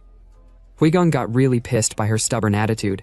He told her that if dying is your wish, then he'll grant it for her, and his disciple would be waiting for her in the afterlife. His grip became more tight, and as she was about to die due to lack of oxygen, Huigon noticed that something was wrong, and to his surprise, his dark territory was shattered. And as soon as the thing that tied her got loosened, Zhishong immediately did a backflip to escape Huigon's grip, breathing heavily in the process. The person who shattered Huigon territory then said to him, "You trying such filthy tricks suit your looks better." Huigon turned around, and he was surprised to see the person that was covered all through in a black cloak. He then activated his energy on his finger, and he flicked it towards the person's location, but the person was fast enough to dodge it, and in the process the attack shattered the place he was standing on. The person jumped very high up the moon. He then landed in front of Huigon. He told Huigon that harassing a woman in the middle of the night isn't something an honorable martial artist would do. Unless he must be a worthless bastard with no honor, but Huigon angrily said to him, "Shut up, you scoundrel." He then sent an attack from his fingers towards the person, but the person swiftly dodged and parried off his attack, with the aim to counterattack, although the counterattack was quite unexpected, but Huigon was able to block the strike. The force that came from their clash was quite intense. Even Zhishong was finding it hard to stand her ground. She wondered who that person was, since the person is fighting on equal terms with the top 10 martial artist. The person then launched another punch, but Huigon still blocked it. Huigon then activated his territory and he immediately disappeared into it. The person knew that Huigon was trying to use his dirty tricks again, so he was prepared for anything that would happen. As expected, Huigon launched an attack from within the shadows, but the person was able to block everything, even counterattacking in the process. The person then jumped up with force, and with just a single punch, he was able to shatter Huigon's shadow territory. The person asked Huigon if the only way he can fight is by hiding in the shadows, but since Huigon didn't reply, he decided to go into the shadows himself. Huigon then said to the person, "So it was you who killed Madan." The person was like, "Ah, so that arrogant guy was your disciple. It's not like I expected much from him because I had a feeling he was no good. Like master, like disciple." Huigon smirked. He told the person that he is indeed strong. It's to be expected that his disciple would die since he didn't stand a chance against him from the very beginning. He then said to the person, "It's quite bold of you to have walked into a death trap while knowing how strong you are." He told the person that he shouldn't have stepped into the shadows, because a true master never fights on an unfavorable stage. He then activated his energy around the person's body, but the person wasn't your average Joe, so he forcibly freed himself from the binding, at the same time destroying Huigon's shadow territory. The person told Huigon that he's tired of his petty tricks, so he should use a better skill if he claims to be a top 10 martial artist. Although Huigon was pissed, but he knows he can't defeat the person with just petty trick, so he decided to make use of his ultimate technique, the 18 shadow technique. Zhishong, who noticed the technique he was using, immediately warned the person to be careful, since the technique isn't to be taken lightly. At the same time, Huigon finished preparing his attack, and he launched it directly at the person. There were multiple shadow hands that were sent to Huigon. Zhishong thought the situation was dangerous, so she decided to go and help, but she was surprised to see that the person was countering the 18 shadow technique. He countered it all, and he immediately went to counterattack by launching a swift strike with his hand, but Huigon parried it off with his hand, and he immediately went to hide in the shadows again. But to the person's surprise, something unexpected happened. He realized that Huigon isn't just hiding in the darkness, rather he has become one with the shadows to attack. The person deemed such a feat to be fascinating, but he wasn't scared either. He went ahead to confront the shadow, and he was successfully able to block and parry off Huigon's attack. Huigon never expected his ultimate attack to be blocked so easily. He then said to the person, "Who are you exactly?" The person replied, "If I were going to answer that, do you think I'd be hiding my face?" Fuegon didn't say anything. He then looked back. He angrily told Jichong that she got lucky today. He then left in the shadows. The person also decided it's time for him to leave, but he was stopped by Jichong. She thanked him for saving him, or else she would have been killed today. She was like, "I don't know how I'll ever repay this debt." The person was like, well, I wouldn't go that far. Seriously speaking, why did he have to think that deep? It is not like she's gonna offer him her body or something, or maybe she might, who knows. Jichong then told the person that she would be sure to repay him if he tells her his name, but the person told her that he had no intentions of telling his name. He added saying, "Just in case if someone comes asking for cooperation while discussing what happened today, she might have the chance to repay her debt then." She said, "Okay, I will keep that in mind." The person then bid her farewell. He then jumped and left through the roof. But as soon as he left, Jichong was like, "The person somehow seems familiar." Morning reached. Taeyong asked Kang where he was last night. He scolded Kang Yu for already sneaking out at night even though he's so young, but Kang was focused on his stretching without replying. He then told Taeyong that he have a request to ask. Taeyong was surprised. He asked him if he is really going to ask for a request, rather than ordering around, since a master never make a request of a servant. Kang asked him if he prefers him giving an order instead, just to remind them of their relationship. Taeyong didn't want that either, so he told Kang to go ahead with his request. Kang then asked him to teach him Changwang Fist, but Taeyong was like, "What?" He couldn't even reply back for a moment since he was surprised by his absurd request. Kang then asked him if the request is that difficult, but Taeyong told Kang that teaching him the Changwang Fist is impossible. Kang really got pissed. He was like, "Maybe I should just give you a command, but first, let me give you a stern warning." Taeyong lashed out at Kang for not having any conscience, because to a martial artist, martial arts are more precious than life, and even though he have taken control of his dantian, he would rather die than surrender the martial arts he have trained his whole life for, so he might as well kill him since he would rather die protecting the Changwang Fist. Kang was caught off guard there for a moment. He was like, You do have a point when you put it that way, but officially I am your disciple. People would find it strange if a disciple of Changwang Fist Taeyong doesn't know how to use the Changwang Fist. Taeyong told Kang to stop sugarcoating it up with a reasonable excuse to force him to teach him since he knows what he's really after. Kang said to him, "Remember, I promised you earlier that I would make you stronger, so I need to learn your Changwang Fist in order to do so." Kang then turned around to leave. He told Taeyong that if he refused to teach him, then there's nothing he can do, but then he can say goodbye to becoming one of the top 10 martial artists. Taeyong was surprised by Kang's words. He couldn't refuse the temptation of becoming stronger, and he was like, "This guy knows me too well." Some minutes later, Taeyong began teaching Kang the 3 basic techniques of the Changwang Fist called the Changwang's Arrival, but Kang said to him, "My master always said this. If you want to pursue the ultimate martial arts, you must not cling to just one technique. Even Shaolin, which is revered as having the ultimate martial arts, limited itself by focusing only on linear power movements." Taeyong lashed out at Kang. He was like, "What the heck are you talking about? Shaolin deliberately concentrated on one direction and took it to the highest level. That's what my Changwang Fist is about." Kang told him in a calm tone, "You're right about that, but arguing won't get us anywhere, so take a look at what I am about to do." Kang then began his demonstration. At first Taeyong wasn't impressed by whatever he was about to do, but upon seeing Kang displaying the Changwang Fist basic technique and utilizing it to maximize its output, he was so damn impressed. He was shocked to see the changes in his own technique, because just by changing the connection between the techniques, the destruction power has increased. Kang then said to him, "How's it? Have I kept my promise a little bit?" But Taeyong was unable to reply for a moment since he was shy to admit the improvement to be great. So he asked Kang without a single ounce of shame if he should teach him a bit more of the Changwang, but Kang was like, "Aren't you the one refusing to teach me earlier?" Suddenly, someone came to meet Taeyong. He told Inspector Taeyong that a letter has arrived from headquarters. He took the letter and read it, but he was surprised by what it entails. Some hours later in Beijing, Martial Alliance headquarters, Taeyong report what happened to Jigal family to the Martial Alliance leader, Li Zhongseok. As a means of reference, we would be calling the Martial Alliance leader Zhongseok. Zhongseok told him that even if his report is accurate, the incident is too significant to just let it slide, because from the Jigal family's perspective, losing their future head is a huge blow. But what makes it more strange is the fact that they didn't argue about it. He tapped his hand on the table and he said to Taeyong, "There is a rumor going around that it was actually your disciple who killed Jigul Shik," but Taeyong replied with a bit of panic in him, "It's just a rumor." Jong-suk was like, of course it's just a rumor. I trust your report, but the families believe they can't let the incident slide, and as a leader of the alliance, I have to take some action, don't you think so?"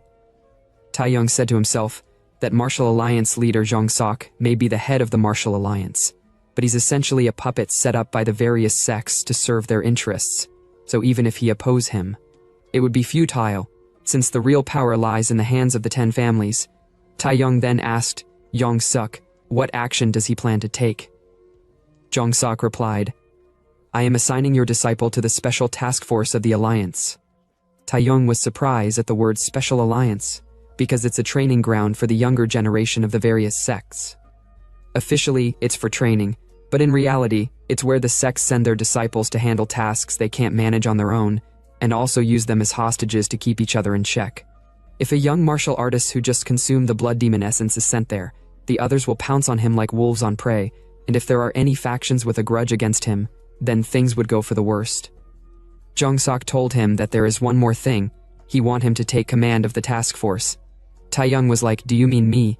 Jong-suk replied, "Of course, or don't you want to?" Taeyong told him no, of course. It would be an honor. But isn't that position usually held by a top 10 martial artist? Even the current commander of the task force, Namgung Chong, is a top 10 martial artist. Jong-suk said to him while about to drink his tea, "Does it say anywhere that the task force commander must be top 10 martial artist? Even Namgung Chong should be retiring soon, besides. The generational gap is becoming too wide." Taeyong said to himself that what Jong-suk said is nothing but a convenient excuse, since he's planning to throw Chong into the mix while knowing it will cause trouble. And he wants him to clean it, so whatever happens, the blame will fall on him. What a cunning man indeed. Jong-suk then told him that once Namgung Chong returns, he'd hand over command to him, so he told Taeyong to be prepared. Taeyong was like, "Huh, what's Namgung Chong doing in Hanan?" Jong-seok replied, "There are rumors that remnants of the demonic cult have appeared," Taeyong said to him. "If they're just remnants, there's no need for an old man like him to go out personally. Or is there something I don't know about?" Jong-seok replied, "There have been reports of Jiangxi appearing, and it might even be a poisoned Jiangxi. So Namgung Chong has taken the first squad of the task force to eliminate them." Taeyong asked him if the first squad he's talking about is the squad he is thinking about. Jong-suk replied, "Yes, that child is among them." Some unknown time later, somewhere in Hanam, in a mountain, there were numerous corpses on the ground, and they were all being attacked and killed by a Jiangxi, and as the Jiangxi was munching the person it just killed. It was attacked by a sudden sword energy, although it tried dodging it, but its hand was cut off, and it was done by a man named Namgung Chong. Chong was pissed since the demonic cult bastards have finally created a monster. The Jiangxi rushed to attack with it one hand. Such a monster would still try to bite even if all its limbs are severed, and the only way to kill it is by cutting off its head to incapacitate it. And so Chong chopped its head down, but it was still struggling, so Chong pierced its head with his sword. Chong was like, true to its name, it's relentless to the end. He then asked his underlings how many poison Jiangxi are left. The person told him that they have dealt with 2, so there's 1 more left. Suddenly, someone came rushing over. He told Commander Chong that he should come take a look at something. After walking for a while, they arrived at a place where a Jiangxi was killed. Chong was surprised to see the Jiangxi corpse, but he deduced that it must be the doing of the kid named Sangyeon Rin. The kid is known as the hope of the martial world who might break the top 10 masters system that have lasted for decades, and the guy is known as the next generation greatest martial artist. Honestly, I don't know why the guy is jumping up to the sky. Maybe it seems like he is fighting something in the sky. Some unknown hours later, at the Special Task Force training ground, many martial artists were training, but as soon as a guy came over, they started covering their nose because he smells quite bad. Even the guy didn't realize he was smelling until he smelled himself, so he immediately apologized shyly. Someone approached him, and he said to the guy that he thought he smelled something foul, but it turns out that a beggar walked in. The guy who was smelling was like, "Oh, it's you, the one they call the 3-talent Namgung Cheol." Cheol was surprised that the beggar knew him. The smelling guy was like, "Of course, your reputation is well known in the martial world, and you're known as the #1 candidate to inherit the Namgung family, known for excelling in 3 areas. Sheol was feeling himself at that moment, but he acted as if he doesn't care about praises. He said to the smelling guy, "Is my name that famous?" The smelling guy replied, "Indeed." He told Sheol that first, his swordmanship is exceptional. The second is that he have a talent for poetry and literature. And the third is, he have a way with women. Sheol was like, "What the hell are you talking about?" But the other guy in the area started laughing because what the smelling guy said was true. He then asked the smelling guy about his identity. The smelling guy was like, "Are you talking to me?" But someone touched him from behind all of a sudden. The person said to him, "Hey Jong Sam, how are you doing?" The guy was surprised to see the Shaolin guy named Cha Yun Gun. The smelling guy whose name is Jong Sam was like, "Ah, I knew you'd be here."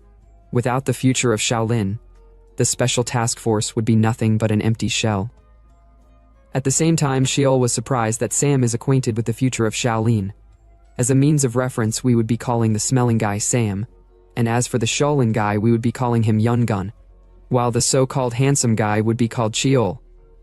Yun Gun asked Sheol if it's the first time meeting Sam. If that's the case, he told Sheol that the smelling guy is Jong Sam, and he is the 6th disciple of the beggar sect. Sheol was surprised that Sam is a 6th disciple.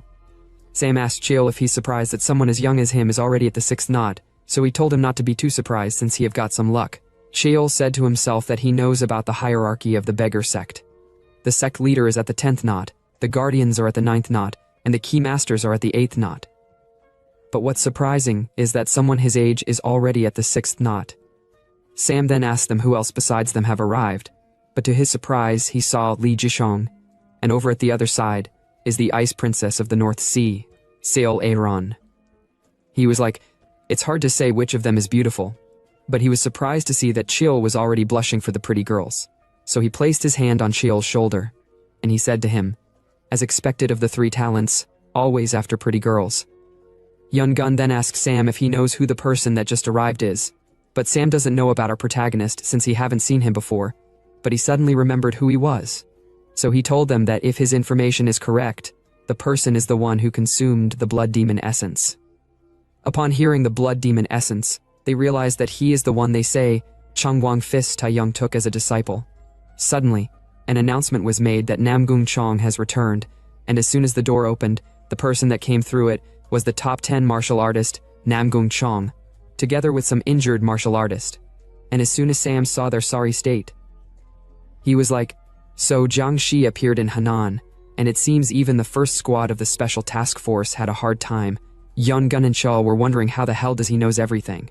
But what surprised Sam the most was when he saw the monster they say is the next generation's greatest martial artist. Not just Sam, everyone was surprised to see him, but the most surprising thing was when Kang and the guy eyes clashed. Sam said excitedly, "Oh, have they recognized each other? The future of the martial world trained by a top 10 master, and the successor of the Changwang Fist who consumed the blood demon essence." At another scene in a particular room, a light blue liquid was spilled on the ground, and in the room was a man holding a girl with blood flowing through her mouth and her nose. The girl's hand was covered in something that seems like a poison. She then pierced her poisoned hand into the man's chest to inject the poison, and she finally passed out after fulfilling her mission. The guy was crying, and he was pissed at the fact that she betrayed him.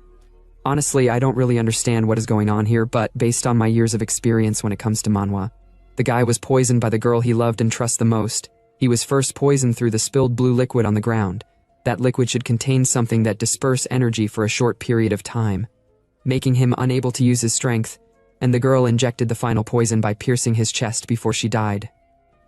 The guy then coughed out blood. Since the poison have finally taken effect, someone then approached him from behind, and he said, "Aren't you one of the top 10 masters in the martial world?" As soon as the poison guy saw the man, he immediately charged out to attack him angrily. But the poison guy was already weak because of the poison in his body. As a result of that poison, multiple holes appeared in his body, which caused blood to be gushing out from his body. As if multiple holes were dug into his body, and so his attack was ineffective. He was then taken down in one strike by the man. The man said to him, "A genius who has reached the pinnacle of poison mastery, welcome to the land where poison overflows." Some unknown time later, a group of martial artists were walking in a line, while Taeyong was riding on a horse.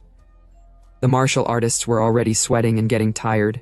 Even Sheol was sweating all over due to the scorching sun. He was like, so this irritating environment is the source from which the Sichuan Tong clan extracts poison. No wonder even insects and frogs would get poisoned. He added, saying, even though their mission is to mediate the conflict, but it feels like they'll be steamed to death before they even meet those man-tribe folks. He then decided to ask Sam something. But Sam told him not to talk to him because even opening his mouth is exhausting. But Cheol didn't care either. He then whispered at Sam's ear. He asked him if it is true that the Taiyang martial artist has reached Huaqiang. Just so you guys know, the formal name for Huaqiang is Zhouaqiang. It is the first stage becoming an absolute master. Huaqiang means Flower Sutra, while Zhouaqiang means Harmony Sutra. So we would be using Harmony instead of Huaqiang. Sam then asked him why does he care about it. Cheol was like, I mean, isn't it odd? Taeyong is not even one of the top 10 masters, like my grandfather, popularly known as the Absolute Sword Master. But he became the captain of the Special Forces. But Sam said to him while killing the fly around him, the fact that Taeyong single-handedly suppressed the rebellion of the Jigal clan. And considering that a remarkable figure who absorbed the blood demon essence chose him as a master, must mean he proved himself to be worthy of his position. Cheol was like, now that you mentioned it, it makes sense, so it's true that he reached Harmony, but to his surprise Sam was nowhere to be found. Sam approached Kang. He excitedly told Kang that he is Zhang Sam from the Beggar's Sect, so he stretched his hand to greet him. Kang looked at his hand suspiciously, but he decided to greet him. Sam then smirked, and as soon as he shook Kang's hand, he activated his energy to test Kang's strength. But Kang, who realized what he was up to, decided to play along by activating his own energy. Sam was like, what the heck is this grip strength of his? He was shaking all over, while saying to himself that, it's not just Kang grip strength that is the problem. An overwhelming force is surging through his entire body from his hand. So he immediately pulled away his hand since he was no match for Kang. He said to Kang while massaging his hand, come on dude, if you can't control your strength, how will you master martial arts properly? You seem like the type who'd break a spoon while eating. He then said, anyway, did you hear anything about the mission from Master Taeyang? Kang replied, actually I was about to ask you that, Kang added, saying, the information network of the Beggar's Sect is famous across all of Miram. Some even say that the Beggar's Sect truly rules Muram, but Sam told him to stop saying nonsense. Maybe if it was the Shaolin or Wudang, they would deserve to be called the sect that rules Muram, but not the Beggar's Sect. Kang said to him, no one can conquer the word with brute force alone, since information is the most crucial key to handling crises. Besides, aren't you a high-ranking master, one of the 6 elders of the Beggar's Sect? Sam asked him how did he know about him being an elder. He said to himself that somehow, it seems like Kang information network is better than his. He then decided to reveal a bit of heavenly secrets just because he is Master Taeyong's prized disciple. But Kang said to him through telepathy, let's get straight to the point. Sam realized that Kang wasn't the kind to beat around the bush, so he decided to start explaining from the important part. He told Kang that the genius martial artist of the Sichuan Tong clan, Tong Suk Gun, naturally participated in the Great War. At that time, aside from the heavenly demon, the one who put the Martial Alliance's forces in a difficult position was none other than Poison Demon, the epitome of poison. But at that time, the one who saved the Alliance was the 4 heavenly poisons Tang Suk Gun. He had deep knowledge in venom arts, which made him exceptionally skilled in curing poisons as well. So many believed Suk Gun ultimately decided the outcome of the Great War. So it's no surprise that he's among the top 10 martial artists. However, geniuses who focus intensely on one thing often go mad. And it's said that he caused many strange incidents because of his eccentric personality. Kang was like, what about now? Does he still cause any incident? But Sam told him with a pale face that he has gone missing. Let's go back to what happened last night in the Sichuan Tong clan. Taeyong was at a meeting together with the elders of Tong clan, and they were talking about the disappearance of Tong Suk Gun. Taeyong, who was surprised, had no idea what they meant by Suk Gun disappeared. So he told them to explain, but they told him that it's a bit embarrassing to explain. Taeyong said to them, Suk Gun disappearance wasn't mentioned in the report, so why are you telling me this now? One of the 2 elders told him that they were concerned that if they honestly revealed Tong Suk Gun's absence, the Alliance might not send their special forces. There was silence in the room for a moment. Taeyong then said to the man, don't tell me you expelled Suk Gun. The man panically replied, does that even make sense? Suk Gun is well known among 10 great masters, so how could we possibly expel him? Although there were indeed attempts to do so, but they were suppressed. After that, perhaps due to guilt for killing his own kin, Suk-gun resigned from his position and has been reclusive since, so knowing that he's not around, the Man family continues to make a fuss. Back to the present, Taeyong was saying to himself after remembering the meeting they had last night. With the disappearance of Suk-gun, one of the 10 great masters, the balance of power with Man family has been disrupted. This means that they'll need to handle the same level of strength that Tang Suk-gun had. Suddenly, he noticed something strange from his horse, and before he knew what was happening, the horse coughed out blood through its mouth and eyes, and it died. Taeyong immediately used his energy to regain his balance, but to his surprise he noticed that the area was engulfed with poison, so he shouted out to his underlings that they'd been attacked by poison. He then activated his energy on his palm, and with just a single clap he was able to disperse the poison in the area, so he immediately asked everyone if they're safe. One of the Tang clan personnels told Taeyong that the poison isn't as strong as he expected, so it's expected that he is resistant to such level of poison. Taeyong also knew that he is resistant, but he decided to be more careful, to avoid story that touches the heart. He suddenly became worried. He said to himself that although the vanguard is all occupied by the sex elite guards, but the rear guard is only made up of the special unit's secondary forces. He then instructed the elite guards to check the rear guard immediately, but when they turned around to check the rear guard, they couldn't find anyone, so they panically told Taeyong that the rear guard is nowhere to be seen. Taeyong was really worried because what just happened now is a really big disaster. Somewhere in a forest, Kang and Sam were still having their conversation, not knowing that they had been separated from the others. Sam was telling Kang that such a prominent figure like Suk-gun seems to have a fatal weakness for women. Kang smirked while saying that such term like fatal weakness for women is often covered up with the term heroic romanticism, but Sam told him that the problem is that he wasn't just someone who liked women. Rather, he was a complete fool who didn't know how to speak to women properly. He then said to Kang, "Think about it. How could a person who spent his life locked away, dissecting poisonous frogs and insects, ever woo a woman? There were even rumors that his stench was worse than that of beggars." Kang suddenly told him to stop. He looked around. He said to himself with a worried look that he got so caught up in the conversation that he didn't notice the signs. He then told Sam that they are completely surrounded. At first, Sam had no idea what Kang was talking about, but after focusing his senses he later understood what he was saying.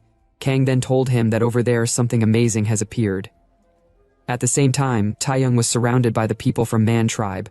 One of the tribe members told Taeyong that he can't enter from here on out.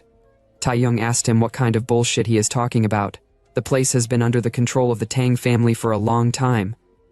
The tribe man asked Taeyong if he is from the Tang family. Taeyong replied.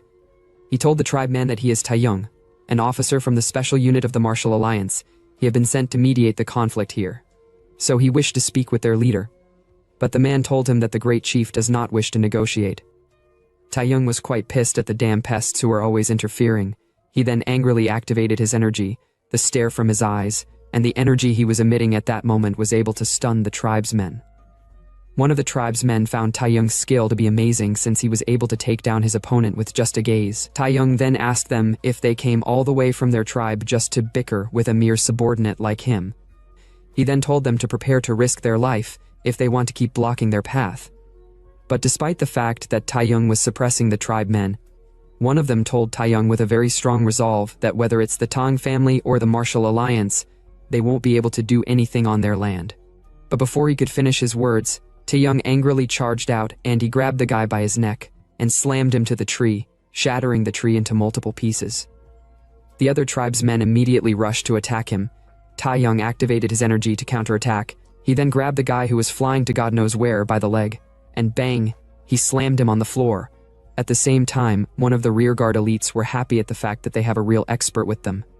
Two of the tribesmen rushed to attack Taeyong from behind, but Taeyong grabbed them by the neck, rendering them useless and unable to move, but suddenly, an attack was shot directly at him.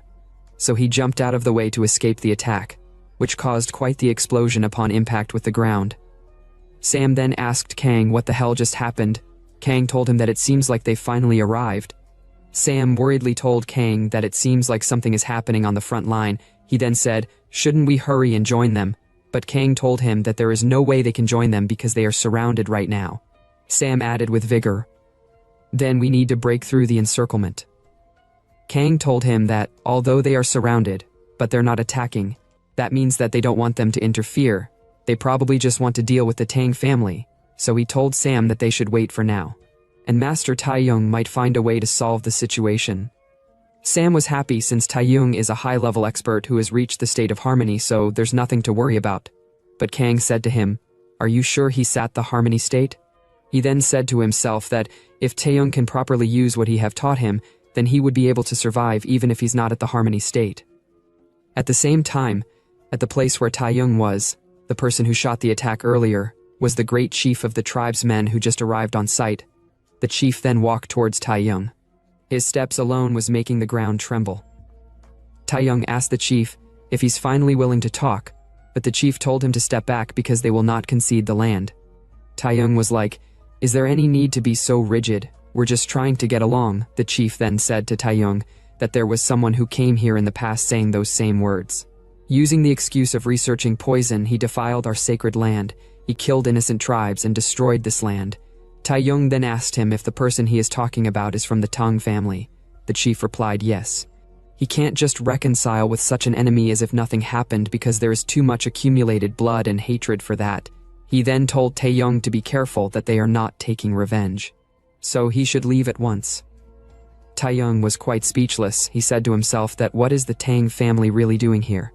He told the chief that he understand his position, but with that attitude of his, they'll only keep spilling each other's blood. His words really pissed the chief off, so the chief then moved at a very high speed, and he appeared in front of Taeyong with an attack, but Taeyong blocked the attack with his hand. He excitedly said to the chief that he had been waiting for this moment, because negotiation is much easier when fighting. Taeyong then launched a swift punch at the chief, and bang, there was a collision, but for a moment no one knew who won the fight, but to Taeyong's surprise, the chief blocked his attack with just one hand. The chief was like, "You're not in the state of harmony based on the strength you've displayed." At that moment Taeyong was sweating in fear. He then retracted his hand and he stepped back immediately. Taeyong said to the chief, "How did you know that I am not at the harmony state?" The chief replied, "I have met one, a high-level expert in the state of harmony, and I have even killed one," and so, within the blink of an eye, he appeared behind Taeyong. Taeyong immediately used his elbow to launch an attack, swiftly turned around to attack the chief, but with just a single palm the chief sent Taeyong flying, making him cough out a huge amount of blood in the process. Breaking multiple trees with his back due to his falling force, and bang, he finally stopped after landing on a tree. Taeyong, with his big stature and muscles, was rendered to waste. He was shaking all over due to the pain. He then used all his strength to stand up. He couldn't believe that the chief killed a high-level expert in the state of harmony, since there is no way that someone who is trained in such a remote place defeat a high-level expert in the state of harmony. Taeyong then went on his knees since he no longer got the strength to stand. At the same time, Jichong was playing with a frog somewhere within the forest, until she felt a sudden tremor. Even Sam felt the ground shaking, but when he turned around to talk about it to Kang, he realized that Kang wasn't there. Kang was running at an incredible speed towards where Taeyong was. He said to himself that the Men tribe might be too much for Taeyong to handle. He then increased his vision range to see what is happening. At the same time, the chief told Taeyong that he'd use him as a warning so that others won't come to their land again, and as he was about to strike Taeyong, he felt the presence of someone looking him from the forest. So he immediately turned around to see who it was. He could feel that the person was strong, so with a worried look on his face, he wondered who the person was. He never expected there would be a master hiding in the background. Without so much of a thought, he told his tribesmen that they're retreating. He then told Taeyong that he's letting him leave today, but he should remember clearly that today he didn't use the 1,000 poisons. The Tang clan members were in shock as soon as he mentioned the word 1,000 poison. Kang also heard what he said, so he wondered what the hell is 1,000 poisons. Nighttime, at another scene inside a house, Taeyong coughed out blood while being treated by Kang. Kang told him that his internal organs are completely damaged. It's fortunate that he have the proper antidotes to cure the poison of the Sichuan Tang clan. Taeyong told Kang that there's no use treating him since he would just lose again if he was to fight the chief. Kang mockingly asked him if he is angry. Taeyong replied angrily that if it weren't for the restrictions placed by you I would have won, but Kang told him that he would still have lost with or without restrictions. Taeyong knew that he would be unable to defeat the chief, because the chief said he had killed a high-level expert in the state of harmony. He then asked Kang if that expert could be perhaps Suk-gun. Kang replied, "It's highly likely if the great chief wasn't bluffing." Taeyong then said that Chief mentioned having the 1,000 poisons of the 4 deadly poisons earlier. If he really has the poison, then he killed Tang Sukun to acquire the 1,000 poisons. Kang was like, if that's true, then it's a serious problem. Taeyong was angry at the fact that the Tang clan are still hiding something, so he became furious and he was ready to deal with them immediately. But he suddenly felt a sharp pain all over his body. Kang told him that with that body of his, he won't make it 10 steps before dying. He then told him to hold on.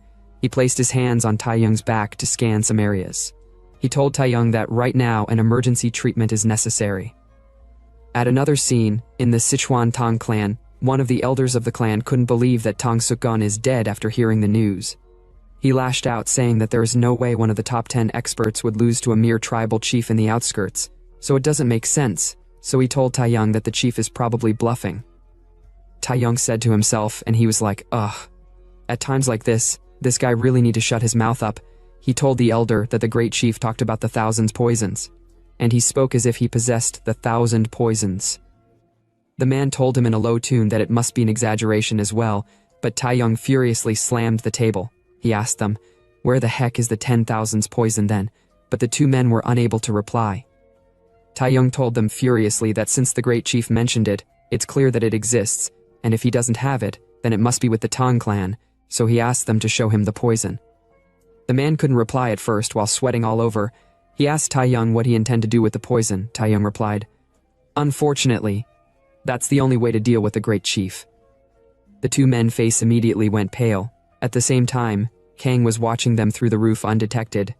He said to himself that if the 1,000 poisons are in the Tang clan, then what about the 1,000 poisons the great chief has? Which one is real or fake? While he was on the roof, Jishong saw him standing there. She was comparing the standing image of Kang with that of the person that rescued her from Huigon. Kang then jumped down from the roof while dancing in the moon, and he swiftly landed on the ground, but he never expected to see Jichong. He was hoping that the Tang elders wouldn't notice that he used the celestial eavesdropping technique to spy on them. He then told Jishong to allow him pass through, but as he was leaving, she stopped him. She said to him, you must be Officer Taeyong's disciple. She then addressed herself as Yi Jichong of Hwasan. Kang told her that he have heard her name before, and she's known to be Hwasan Rising Star. But she told Kang that such a title is too grand for her. Kang told her not to belittle herself since she killed the head of the Changjiang Waterway, and even defeated the top disciple of the Shadow Master Huigon. So with such achievements, she certainly deserved the reputation. But she told him that the results of the martial competition cannot be considered a true reflection of her abilities. She then said to him, didn't you spar with Madan before me? Kang immediately swallowed his saliva. He shyly told her that it was just a warm-up. She added, besides, she was almost killed by Shadow Master Huigon, and she barely survived with someone's help, so no matter how much they praise her as the future of Hwasun, her martial skills is still at a pitiful level. Kang looked at her without saying anything for a moment. He said to her, it might be presumptuous of me, but he would like to offer her a piece of advice. He told her that her plum blossom swordmanship has undoubtedly reached a significant level. However, it feels like she have built a solid fortress, becoming rigid and unable to move freely. And it was as a result of her following her master's teachings too faithfully. She was amazed at his accurate deduction. She then remembered when she told her master to please demonstrate once again the technique he just performed, since she haven't perfected it yet. But her master told her that only someone that is trying to become a puppet would want to achieve perfect mastery. Kang then told her to unleash the plum blossom sword technique against him. She never expected him to teach her, but she decided to play along. She then activated her plum blossom swordmanship, and she charged out to attack with her sword pointing directly at Kang, but Kang dodged it with ease. He told her that she mustn't just watch while swinging her sword, but she must move while observing. Respond as she move, and not try to draw the plum blossoms. She should let them bloom naturally on their own. And so, he told her that what he have taught her is the essence of dynamic stillness, but their face almost touched one another while practicing. They both blushed, and they immediately turned around. Taeyong then decided to take his leave. He then jumped through the buildings. On his way he told her to keep improving. But when he left, Jichong was all alone, not understanding a single thing he just said. At another scene in the Men tribe, the great chief was meditating. He was wondering who really is the person that appeared earlier when he was about to kill Taeyong. He said to himself, Could there really be such a high-level experts in their ranks? But he smirked because whoever it is, he definitely want to spar with them. Morning reached, the tribe chief and Taeyong were having a meeting inside a hut. The tribe chief has his own guards, same goes for Taeyong. Taeyong said to himself, that last time the great chief was so adamant, but he have no idea why he have come to the negotiation table now. So he wondered if the great chief was trying to build a friendly relationship. The tribe chief scanned around, but he couldn't find the high-level master that he detected earlier among their ranks. Their negotiation started. Taeyong told the chief that they are not here to conquer their land, rather the Tang family and the Myonghong sect want to properly divide the rights to the forest, but the great chief smirked. He told Taeyong that he doesn't have the leverage to negotiate with them. After he barely survived last battle, he then stood up and told Taeyong with vigor that their decision remained unchanged, so he should leave their land at once.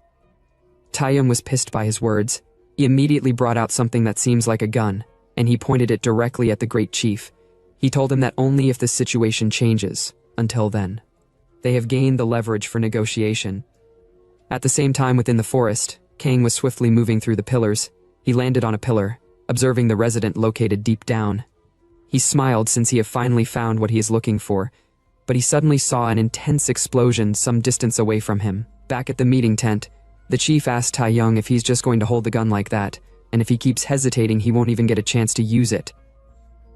Taeyong wondered why the chief is so confident instead of being scared, or maybe he is relying on the deadly poison, although he was quite hesitant for a moment, but at this point of no return. He have no choice but to check for himself what exactly is giving the chief such level of confidence. He then shot the gun at the chief. Multiple needles were shot out from the gun at high speed, but the chief didn't dodge at all. He just stood there, took the needles head on, and they all penetrated into his body. Taeyong thought that he had succeeded since all the needles were able to pierce into his body, but to his surprise, the chief came out unscathed. The chief was really pissed and angry at the fact that he was trying to threaten him with something so useless, so he raged out. The energy that he was exuding at that moment was beyond intense. But while he was raging out, Taeyong instructed the people of Tang Clan to carry out the second plan, and so they shot out a flare gun into the sky, signaling their other allies, and anyone within the mountain can see it. Sam saw the signal flare. He then decided to carry out his part of the mission, so he walked towards the tribe's men, who were guarding the relic. Upon seeing Sam, they immediately asked him to identify himself, and they told him to leave at once while pointing their spear at him, since outsiders are not allowed to come into the sacred place. Sam murmured out loud, "It seems like there aren't many guards here." He smirked, since it looked like they have all headed towards the negotiation hall. He didn't just come alone. He came with quite the number of martial artists, and they were waiting behind him. The tribe's men were surprised to see such number of people, but the leader of their group shouted out that they should form a defensive formation to protect the sacred relics, and so the battle began. The monk, together with our waifu candidate and the handsome boy, were also part of the assault team, so they all charged out with vigor to take down the Manzu tribe people. Hello guys. There was a mistranslation in this manhwa, so from now on we would be calling the tribe people Manzu tribe, since that's the name of their tribe. Going back last night before Taeyong confronted the chief, inside a house, Taeyong was surprised when Kang told him that the celestial poison that the Tang sect has is probably not the real one. Kang explained, saying that Sukgun spent his whole life researching the celestial poison. If that's the case, he would have hidden the precious celestial poison in a place that can never be discovered even if he died. And even though they're from the same clan, it would be in a place that's absolutely unknown, so the possibility of the sect possessing the celestial poison is close to impossible. Taeyong angrily lashed out at the fact that the Tang people are lying to him again. Kang then told him that he must prepare the next measure to avoid any unforeseen event. Taeyong calmed down. He told Kang that in such situation where even the celestial poison can't be used, there's only one next measure left, which is for Kang to involve himself. But Kang refused to involve himself since he have other tasks to attend to. Taeyong was like, "Isn't it heartless for a disciple to let their master be in danger?" Kang told him to delay as much as possible until he returned. But Taeyong told him that he won't be able to hold his ground against the chief. What happened last time is already proof of that. So going against such a monster who is able to kill a top 10 martial artist is no different from a death sentence. Kang said to him with an evil smirk that this time would be different since he had made some preparations. But Taeyong had no idea what that so-called preparation was, Eventually, it had something to do with Taeyong's body. Back to the present. The chief threw a punch at Taeyong. He also threw a leg strike after the punch. But Taeyong was able to dodge them all while smiling, unlike before, when he was unable to take not even a single punch from the chief. The chief also noticed the changes in Taeyong, since he is different from their last spar. In addition, he never expected Taeyong to recover so quickly from his previous battle injuries. Taeyong then threw a heavy punch directly at him, but he crossed his two hands to defend against the blow, and in the process he was pushed back due to the force from impact. At that moment, the chief said to himself that Taeyong's blows are as if they've reached the state of harmony, and so their battle stopped for a moment since it seems like their strength are on par with each other. Suddenly, one of the Manzu tribe member came running panically. He told the chief that the altar has been ambushed, and the sacred relic is in danger. The chief was shocked by the news, so he told all the tribe members on site to head to the altar immediately, and he would handle Taeyong and his underlings alone. The tribe members were worried that the chief would be in danger, but the chief told them that they'd only get in his way by staying here, so they should leave immediately, or else he would kill them himself. So they immediately decided to leave upon hearing the word death. The chief told Taeyong that it seems like they're underestimating them too much, but Taeyong confidently told him that the celestial poison would definitely be theirs, so it isn't a matter of underestimating. The chief smirked. He called Taeyong a naive fool. He said, "Why do you think I would keep the celestial poison in the altar?" His words really surprised Taeyong because if what he said is true, then all his plans and schemes are useless. Another scene, the guard that was outside a hidden house was knocked down by Kang. Kang entered the house, and he began going through the dried herbs. He picked one and smelled it. He then turned around to look at the books that were arranged on the shelf, so he started reading it, but to his surprise, it was Suk-gun's journal. Back at the sacred altar, the battle against the martial artist was quite intense. Chul was having quite the difficult time since he was fighting against multiple Manzu tribe people. And he was almost ambushed unknowingly from behind, but the person that wanted to ambush him was taken down by Sam. Sam proudly told Chul that there is no need to thank him because protecting each other is what they should do. But while he was talking, one of the tribe men came to ambush him from behind, although Chul warnings came too late. But luckily Jichong stopped the tribe man's spear attack, and she knocked him down with a kick directly on his face. She immediately told them to snap out of it and stop joking around because the situation has changed since the Manzu tribe's soldiers keep swarming in, and at the rate things are going they might get surrounded. But Sam confidently told them not to worry, because they have the pride of Shaolin on their side. With just a single swing of his hand, Yun was able to take down multiple Manzu tribe people, but it was far from over since they keep on swarming him. He said to himself that dealing with them is tough enough, so securing the relics might be impossible. At the same time, there seems to be a statue in the altar, and in the mouth of the statue, there is a glowing totem. Another scene outside the house where Kang infiltrated, the guard at the other side of the house noticed that something was wrong, so he went to check it out. His instinct was right since one of the guard was already taken down, so he rushed into the room, and he noticed that there was an intruder. He then shouted out to alert the other tribe members in the area. At the same time, Kang already left the house and he was running at full speed looking all worried. He said to himself that he never expected such discovery, and if the chief is that capable, then strengthening Taeyong's inner power might be meaningless. And just like Taeyong said, there is only one option left, which was for him to intervene. The chief strengthened his muscles. He forcefully shot out all the needles in his body, and those needles were redirected back at Taeyong and the Tang clan members. Taeyong worriedly shouted out for them to defend against it, although he was able to block the needles that were coming at full speed with triple the force from when it was shot. But the Tang clan members were unable to block it, so he worriedly told them to take the antidotes since the needles were all poisoned. They all immediately swallowed the antidotes. At the same time, Taeyong was breathing heavily after expending so much of his energy to block the attack. The chief told him that if the needles they shot at him contained the celestial poison, then the antidotes wouldn't have worked. So the celestial poison the Tang clan said to have is fake, since it's just a mixture of various poisons, nothing more. He became angry at the fact that they're tarnishing the name celestial poison, since it wasn't made to be used as an ordinary poison.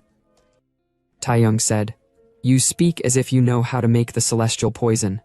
He lashed out at the chief, saying that the method to make the celestial poison is known only by Tang Suk-gun, and since he killed Suk-gun, then the method to create the celestial poison is lost forever.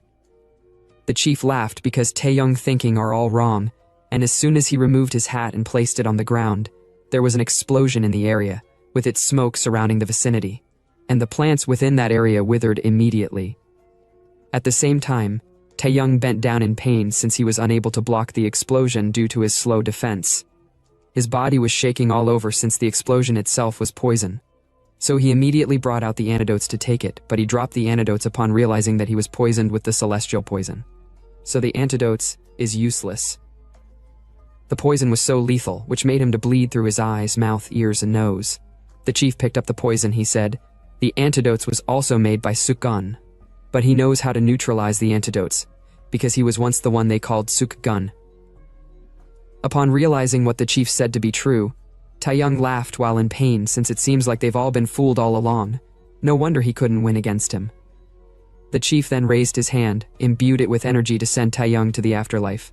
At that moment, Taeyong said to himself that the difference between someone who has reached the harmony state and the one who hasn't is like heaven and earth, and in the world of martial arts, the lack of martial skills means death.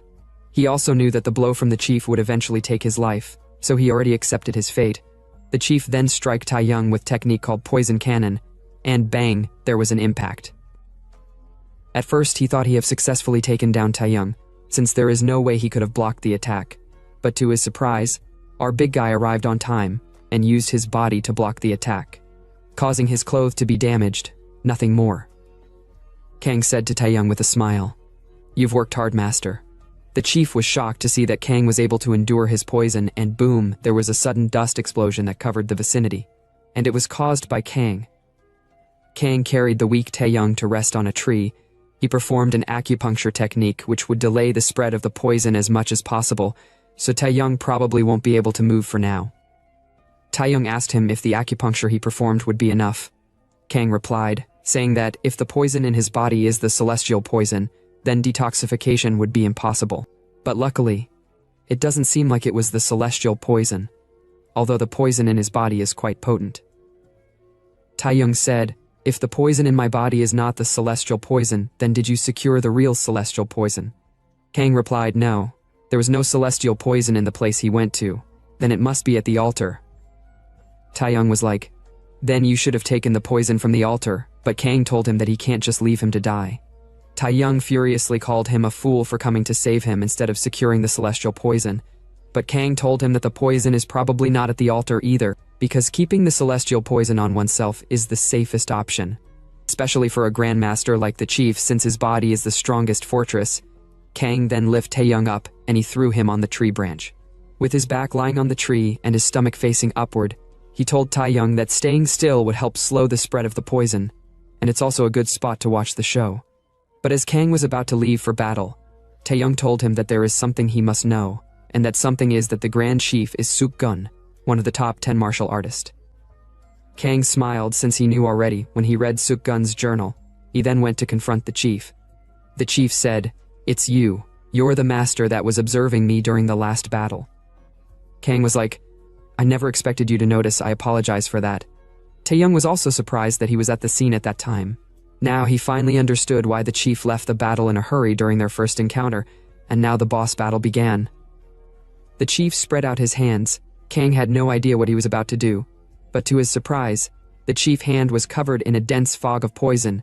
He then said to Kang, "I should go all out from the beginning since that would have been the proper respect for a grandmaster like yourself," and so he charged out to attack Kang.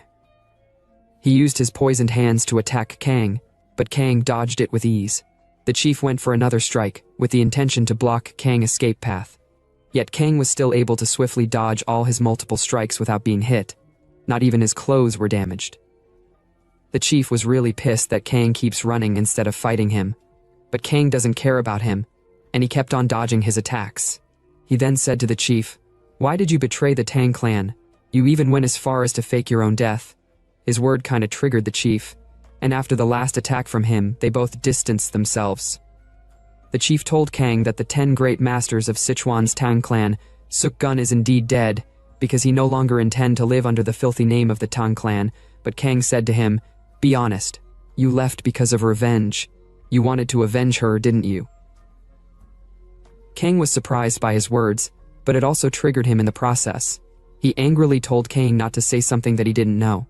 He furiously let out his anger on a tree, and he prepared to activate a technique by rotating his hands. The pressure from the technique was able to shatter the trees around him. Kang said to himself that it seems like the chief is already getting too emotional. The chief finished performing his techniques, but as he was about to attack Kang clenched his fist tightly. And bang! He punched the shit out of the chief's face, but the chief could only scratch Kang's body. Going back memory lane, at that time when Suk-gun was quite young, he was by the riverside trying to catch a frog, but the frog escaped into the river. He was like, damn it, even a village kid could do it better than me. While he was busy blaming himself, a girl approached him. She said to him, "What are you doing over there? You don't seem to be someone from around here." So she guessed that he should be from the Tang clan. She approached him and said, "This is a land of satisfaction. If you stay any longer, it will be dangerous."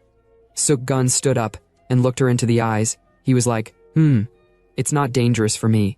It's for them, because just hearing my name would make them run away with their tails between their legs.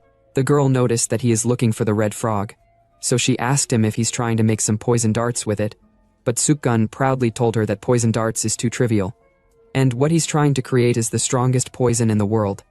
But he stopped his speech midway. He wondered why he is talking so much. His damn bravado always kicks in whenever he sees a woman. The girl, seeing that he's deep into poison, told him that she happens to know a bit about poison. She then opened a bottle containing poison.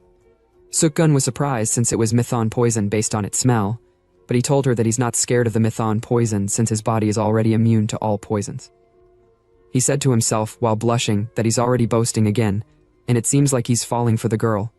The girl said to him, "I know, this poison won't be able to harm you, because you are Tang Suk-gun, the poison master." What she said came as a surprise to him, so he surprisingly asked her if she really knows him. She replied saying that she knows him very well, and she also knows that he's trying to create the celestial poison, and so she took him to the poisonous spring. He was so surprised to be there because he's been searching for it for a very long time. He asked her why is she revealing the spring to him, since it's a valuable resources for the Manzu people. She looked at him and said, "That's right, our Manzu have been fighting the Sichuan Tang clan for ages, so for us, the poisonous spring is the only means to counter the Tang clan. And if a top master like you complete your ultimate poison using the poisonous spring, then the Manzu people won't stand a chance against it." If that's the case, Suk-gun asked her, why is she now showing it to him when she knows the consequences of doing so? She replied saying that she's telling him about it because she knew that he don't care about the Sichuan Tang clan. They looked at each other for a moment without saying anything. She then said, "I know how deep your hatred for the Tang clan was. Your brother struck first because he feared you would threaten his power, of course. Your brother's plan to kill you failed, and the rebellion was quickly suppressed." Suk-gun told her that she's right. He never cared about being the head of the Tang clan. He was trying to step down and live quietly, but he never thought his own blood would try to kill him despite not having the intentions to do so, so he left the clan and went into hiding. He grew sick of the Tang clan's name, and all he wanted after going in hiding was to research the strongest poison. She said to him, "So complete the celestial poison," but he must share its secret with her because if the Tang clan and Manzu both hold the poison, neither would be able to threaten the other. Suk-gun looked at her for a moment. He told her that she sounded like a politician since she's trying to propose political peace through strategic balance. She was like, "Well, I am in such a position because my father is the Grand Chief of the Manzu tribe." Suk-gun was moved by her words, but he told her that he have a condition in order for him to work with them, which was for her to marry him. They held hands together while enjoying the moment, but she was saying to herself, how stupid is he to be proposing when they haven't even known each other for half a day? Although she have heard he have a weakness for women, but his weakness is way beyond repair since he fell for her so easily, and so that's how it all began. Back to the present, Suk-gun finished explaining everything to Kang while his head was punched into the tree. Kang never expected the master of poison to believe everything the Manzu tribe girl said, nor could he believe that the master immune to all poisons would fall so easily for a woman's temptation, and after losing her, he wondered if it was despair that changed him. Suk-gun told Kang that she loved him, but Kang sarcastically said to him, "I think you were being used." But Suk-gun raged out angrily and he shouted furiously, telling Kang to shut up, and he won't forgive him for insulting her, since she was purer and more beautiful than anyone in this world. Her pure soul was like a ray of light in this corrupted world. Kang was like, ugh, this man is beyond repair. Suk-gun pointed his finger at Kang, and he told him that he would pay for insulting his beloved, but Kang said, threatening me like that won't scare me. Suk-gun laughed. He told Kang that he might be calm, but now that he's in his grasp, his life won't last much longer. Kang noticed that what was giving him so much confidence was because of the scratch he landed on his arm earlier, but Kang pulled down his clothes and he was like, It doesn't hurt that much though. Suk-gun couldn't believe his eyes. He never expected Kang to be fine after being scratched by the poisonous river. So he wondered if such a young man has really mastered immunity to all poisons. He said to Kang, just as I expected, you're an incredible master. Honestly, I can't even be sure if I can win against you. Kang thanked him for the compliment, but Suk-gun told him to shut up since he wasn't complimenting a guy like him, but he'd be a perfect opponent to test the celestial poison. Kang was happy since he would be finally using the celestial poison, but to his surprise, Suk-gun tore his hand open. Kang smiled because he never expected him to store the celestial poison inside his own body. Suk-gun fully brought out all the celestial poison, and it has a really terrifying dark aura, he said with vigor. The poison is my lifetime research, and the power of love completed it. But his words sound so cringe to Kang's ear. He jumped up so high and he shot the so-called strongest poison at Kang, but Kang confidently stood his ground to withstand the poison. Back at the scene we all forgot, Sam and the others were still fighting against the Manzu tribe people, and they finally got to the top of the relic. But the monk told them that there's no way out even if they secure the relic. Chill added, saying that it seems like the disciple of the Sword King is already dead, or maybe he ran away, but Jishong told him that it's not possible. Suddenly, they felt a sudden tremor, but they had no idea what caused it. Jishong then told Sam to hurry and take the relic. Sam pulled it out without any delay, and he raised it up, telling them all that he have secured the relic. And so, all the Manzu tribe people dropped their weapons and went on their knees. Chil was surprised, so he was like, "Are you guys surrendering just because we took one relic?" Sam told him that it must mean a lot to them. But the monk told Sam that he think they're bowing for another reason, and it should have something to do with the place that the attack came from. After Suk-gun unleashed the celestial poison, many trees in the vicinity withered and animals died in an instant, decaying their flesh and leaving behind only their bones. But the one who unleashed the poison ended up losing the fight because Kang defended against the poison and came out unscathed. Kang walked towards Suk-gun. He told Suk-gun that the celestial poison has such a tremendous power, and it wasn't just an empty name since it's definitely worthy of the name celestial. Suk-gun was like, amazing. My final move with all my strength was blocked so easily, which proved that the era of the top 10 masters are over and the younger generations would be taking over. At last, finally we have escaped this arc since the author really dragged the story so much. And now in the prison of the Sichuan Tang clan. Suk-gun was placed in the Tang clan's prison. Taeyong, who seems to have recovered from the poison, came to see Suk-gun together with Kang. Kang touched the cell bars. He asked Suk-gun for the reason why he isn't escaping since the bar is so weak and he can break it anytime he wants, or is he perhaps atoning for betraying his clan? Suk-gun was like, the one betrayed was me. Besides, it's the Sichuan Tang clan that should pay for her death. If that's the case, Kang asked him why doesn't he do something about it then, but Suk-gun told Kang that he can't do anything because he lost to him, so now he's just waiting for Kang's judgment. But Kang smiled, and he said to him with confidence, "What if I ask you to become my subordinate?" Suk-gun replied, "I'd rather die than suffer such humiliation." Kang then said, "How about becoming an ally?" Suk-gun was surprised by the word ally, but he was unable to give a response. Kang decided to give him some time to think about it, but before that, he told Suk-gun that there's something he wanted to know. He then sat down on the ground with his legs crossed. He asked Suk-gun to tell him about what happened on the day his lover died. Suk-gun was surprised when Kang told him he had read his journal. Speechless for a moment, they both began blushing since the journal's content was all about love. With a blush on his face, Suk-gun remarked that everything was just as it was written in the journal. Following her suggestion, he used poisonous spring and finally completed the celestial poison, but the Tang family discovered it. The Tang family had been watching his every move since he entered the forest, and as soon as the celestial poison was completed, they sent the Iron Squad. At that time, she happened to be alone.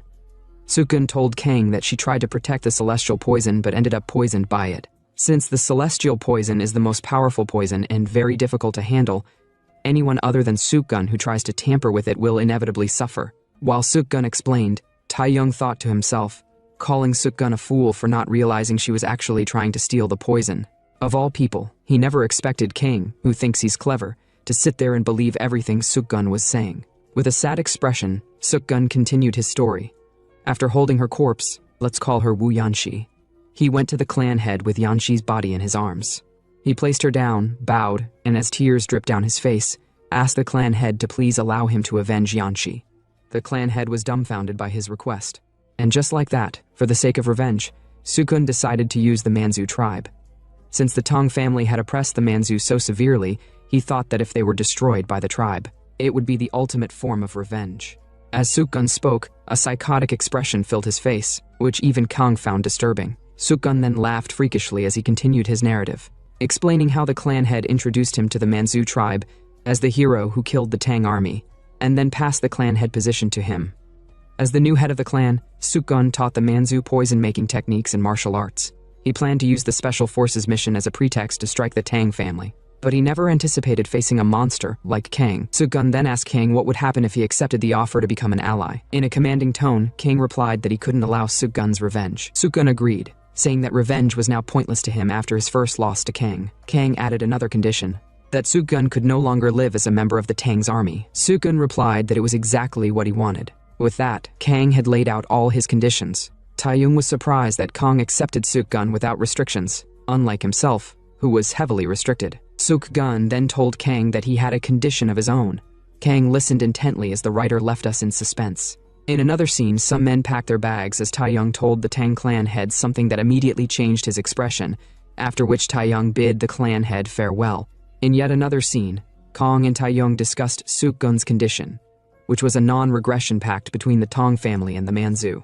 As a sign of this pact, the leader of the Manzu would be held as a hostage by the Miram alliance. Taeyong agreed, as the headquarters probably wouldn't object to these terms. Kang commented with a grin that this wasn't a bad first mission as a special forces officer. Though Taeyong agreed, he still held grudges against Sukgun for nearly causing his death several times.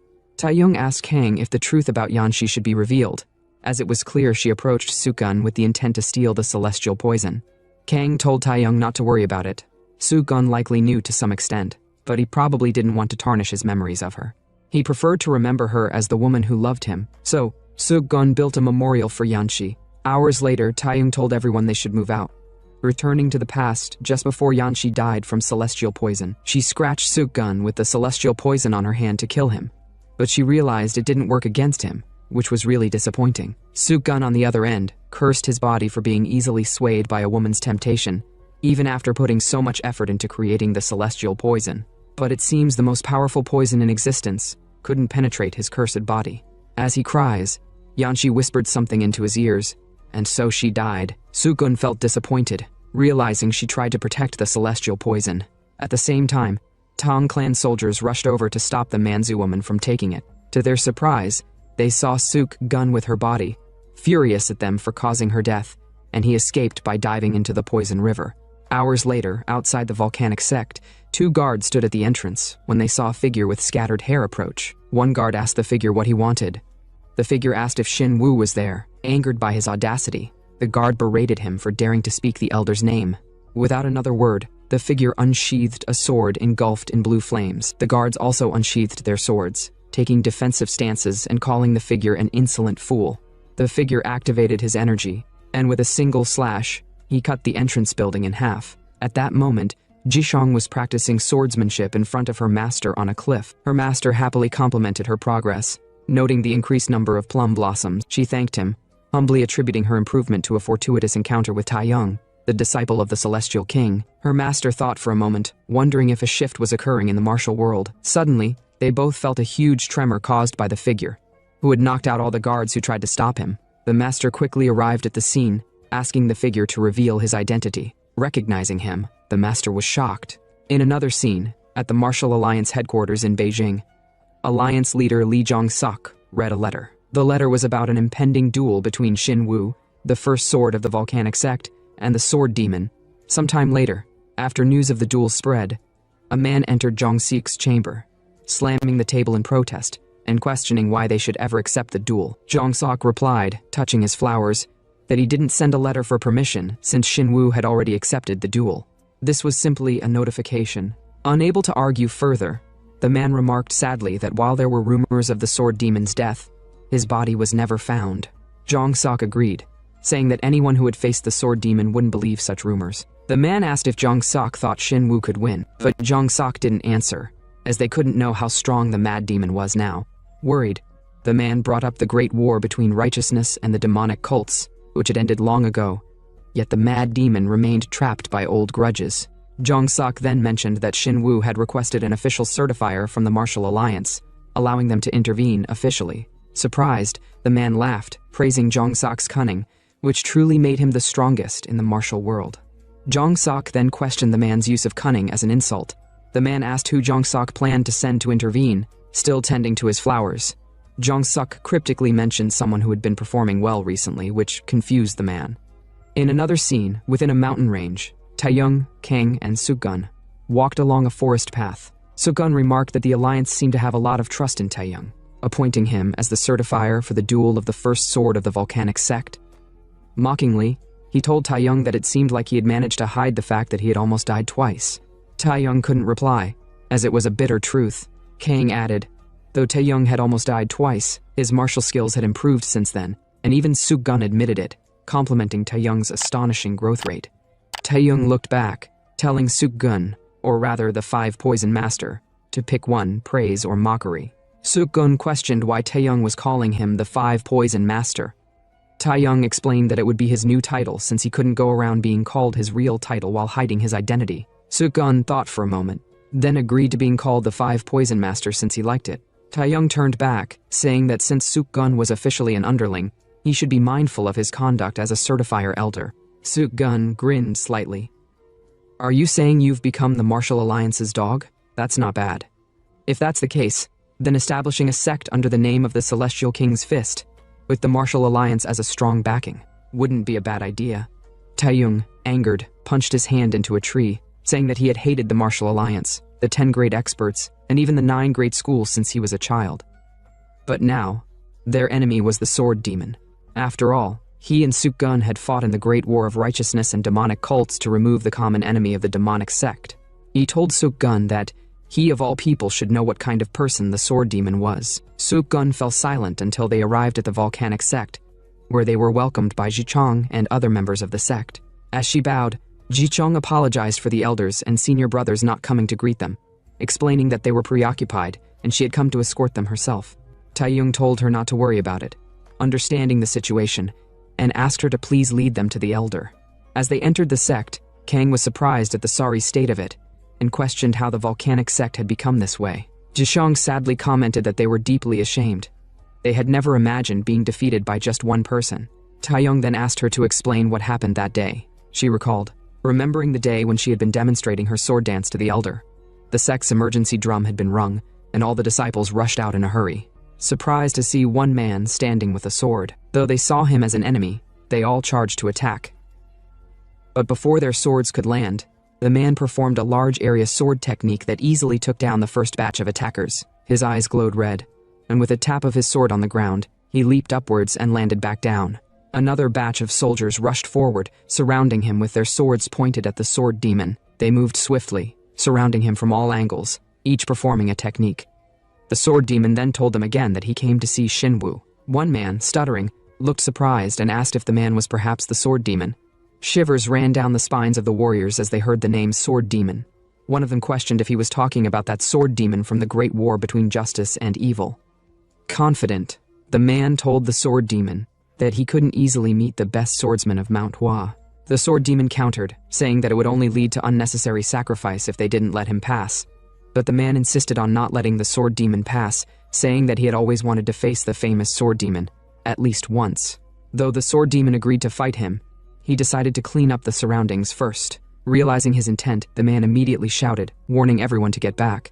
But before they could flee, the sword demon performed a sword technique that pushed back all the low-ranking warriors, sending them flying, while the high-ranking ones held their ground. The sword demon complimented them for holding out well, though he didn't want to take them all down, as there wouldn't be anyone left to call for Shinwoo. The man, let's call him the elder, called the sword demon an arrogant fool. Furious, they charged to attack him, telling him not to underestimate Manhwa. What happened next was excruciating. Back to the present, Jichong added that though the Blue Sword Squad was dispatched and even the elders stepped in, it wasn't enough to stop the sword demon. By the time she and her master arrived at the training ground, it was already over. When she arrived to meet the sword demon, he gave her a sharp stare, then asked Shinwoo if she was his daughter. Shinwoo replied, saying she's his disciple, a talent who will lead Manhwa in the future. With a grin, the sword demon remarked, "It seems Manhwa will continue its legacy after all, though he knew he wouldn't be able to continue his own." Shinwoo stuttered. "That's unfortunate." "Unfortunate, you say?" the sword demon replied, telling Shinwoo not to speak as if it didn't concern him. With an angry expression, he told Shinwoo he would return in a month, so they should end their long-standing fate on that day. Shinwoo replied, "Understood." The sword demon then left the scene at full speed. Jishong, on the other hand, had no idea what kind of enmity existed between them. As they arrived at a hut above one of the 5 peaks of Manhwa, Shinwoo welcomed them. He remarked that they must have had a rough journey, and as they exchanged pleasantries, Shinwoo thanked Taeyong. Taeyong had no idea why he was being thanked. Shinwoo explained, telling Taeyong he had heard his daughter had gained great enlightenment thanks to him. Taeyong still had no idea what he was talking about. Speechless, he looked at Jichong, then back at Kang. Shinwoo then congratulated Taeyong for reaching the flowering realm. Taeyong stuttered, unable to reply, as he looked at Suk-gun, who gave him a slight nod to go along with it. Shinwoo then told Taeyong with a stern expression that at this rate, Taeyong would end up as the hunting dog of the alliance. Taeyong reacted, telling Shinwoo to explain what he meant by that. Shinwoo told him to look at the person standing in front of him. At that moment, Taeyong understood what Shinwoo was talking about. Even a decade ago, Shinwoo had exuded such tremendous energy. But in the end, he couldn't become one of the top 10 masters. Taeyong wondered if that would be his fate as well. Night fell, and inside a building, Taeyong sat on a bed, saying to himself that the cursed old man was spouting nonsense. Suk-gun, on the opposite end, questioned why Taeyong was scowling like that.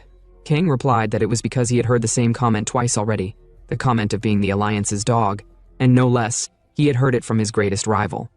Kang then asked Suk-gun if he knew anything about the best swordsman of Manhwa and the sword demon, or what happened during the Great War between justice and evil.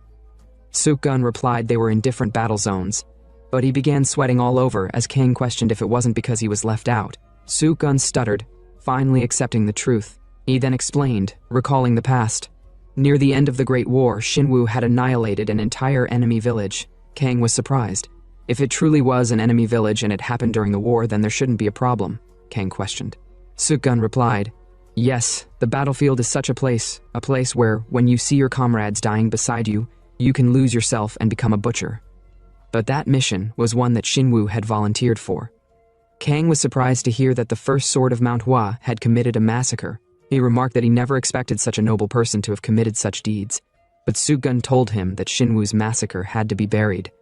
Although he's not one of the top 10 masters, Shinwoo is a martial artist respected by everyone in the martial world. One could even say Shinwoo's support is based on his reputation. If that slaughter were to become known, the fall of the Manhwa sect would be inevitable. Kang thought that even if rumors spread, no one would believe them, but he realized that might not be the case if there was a witness. Suk-gun told him he was right. At the same time, they both looked at Taeyong. Speechless for a moment, Taeyong handed Kang a letter, which contained the order he received from the Martial Alliance before setting off. Kang read it, and Taeyong then asked Kang if he was going to help, but Kang didn't give an instant reply. The scene then shifts to a cave, located in a certain mountain. Inside that cave was the sword demon, meditating. He recalled a memory of a certain village.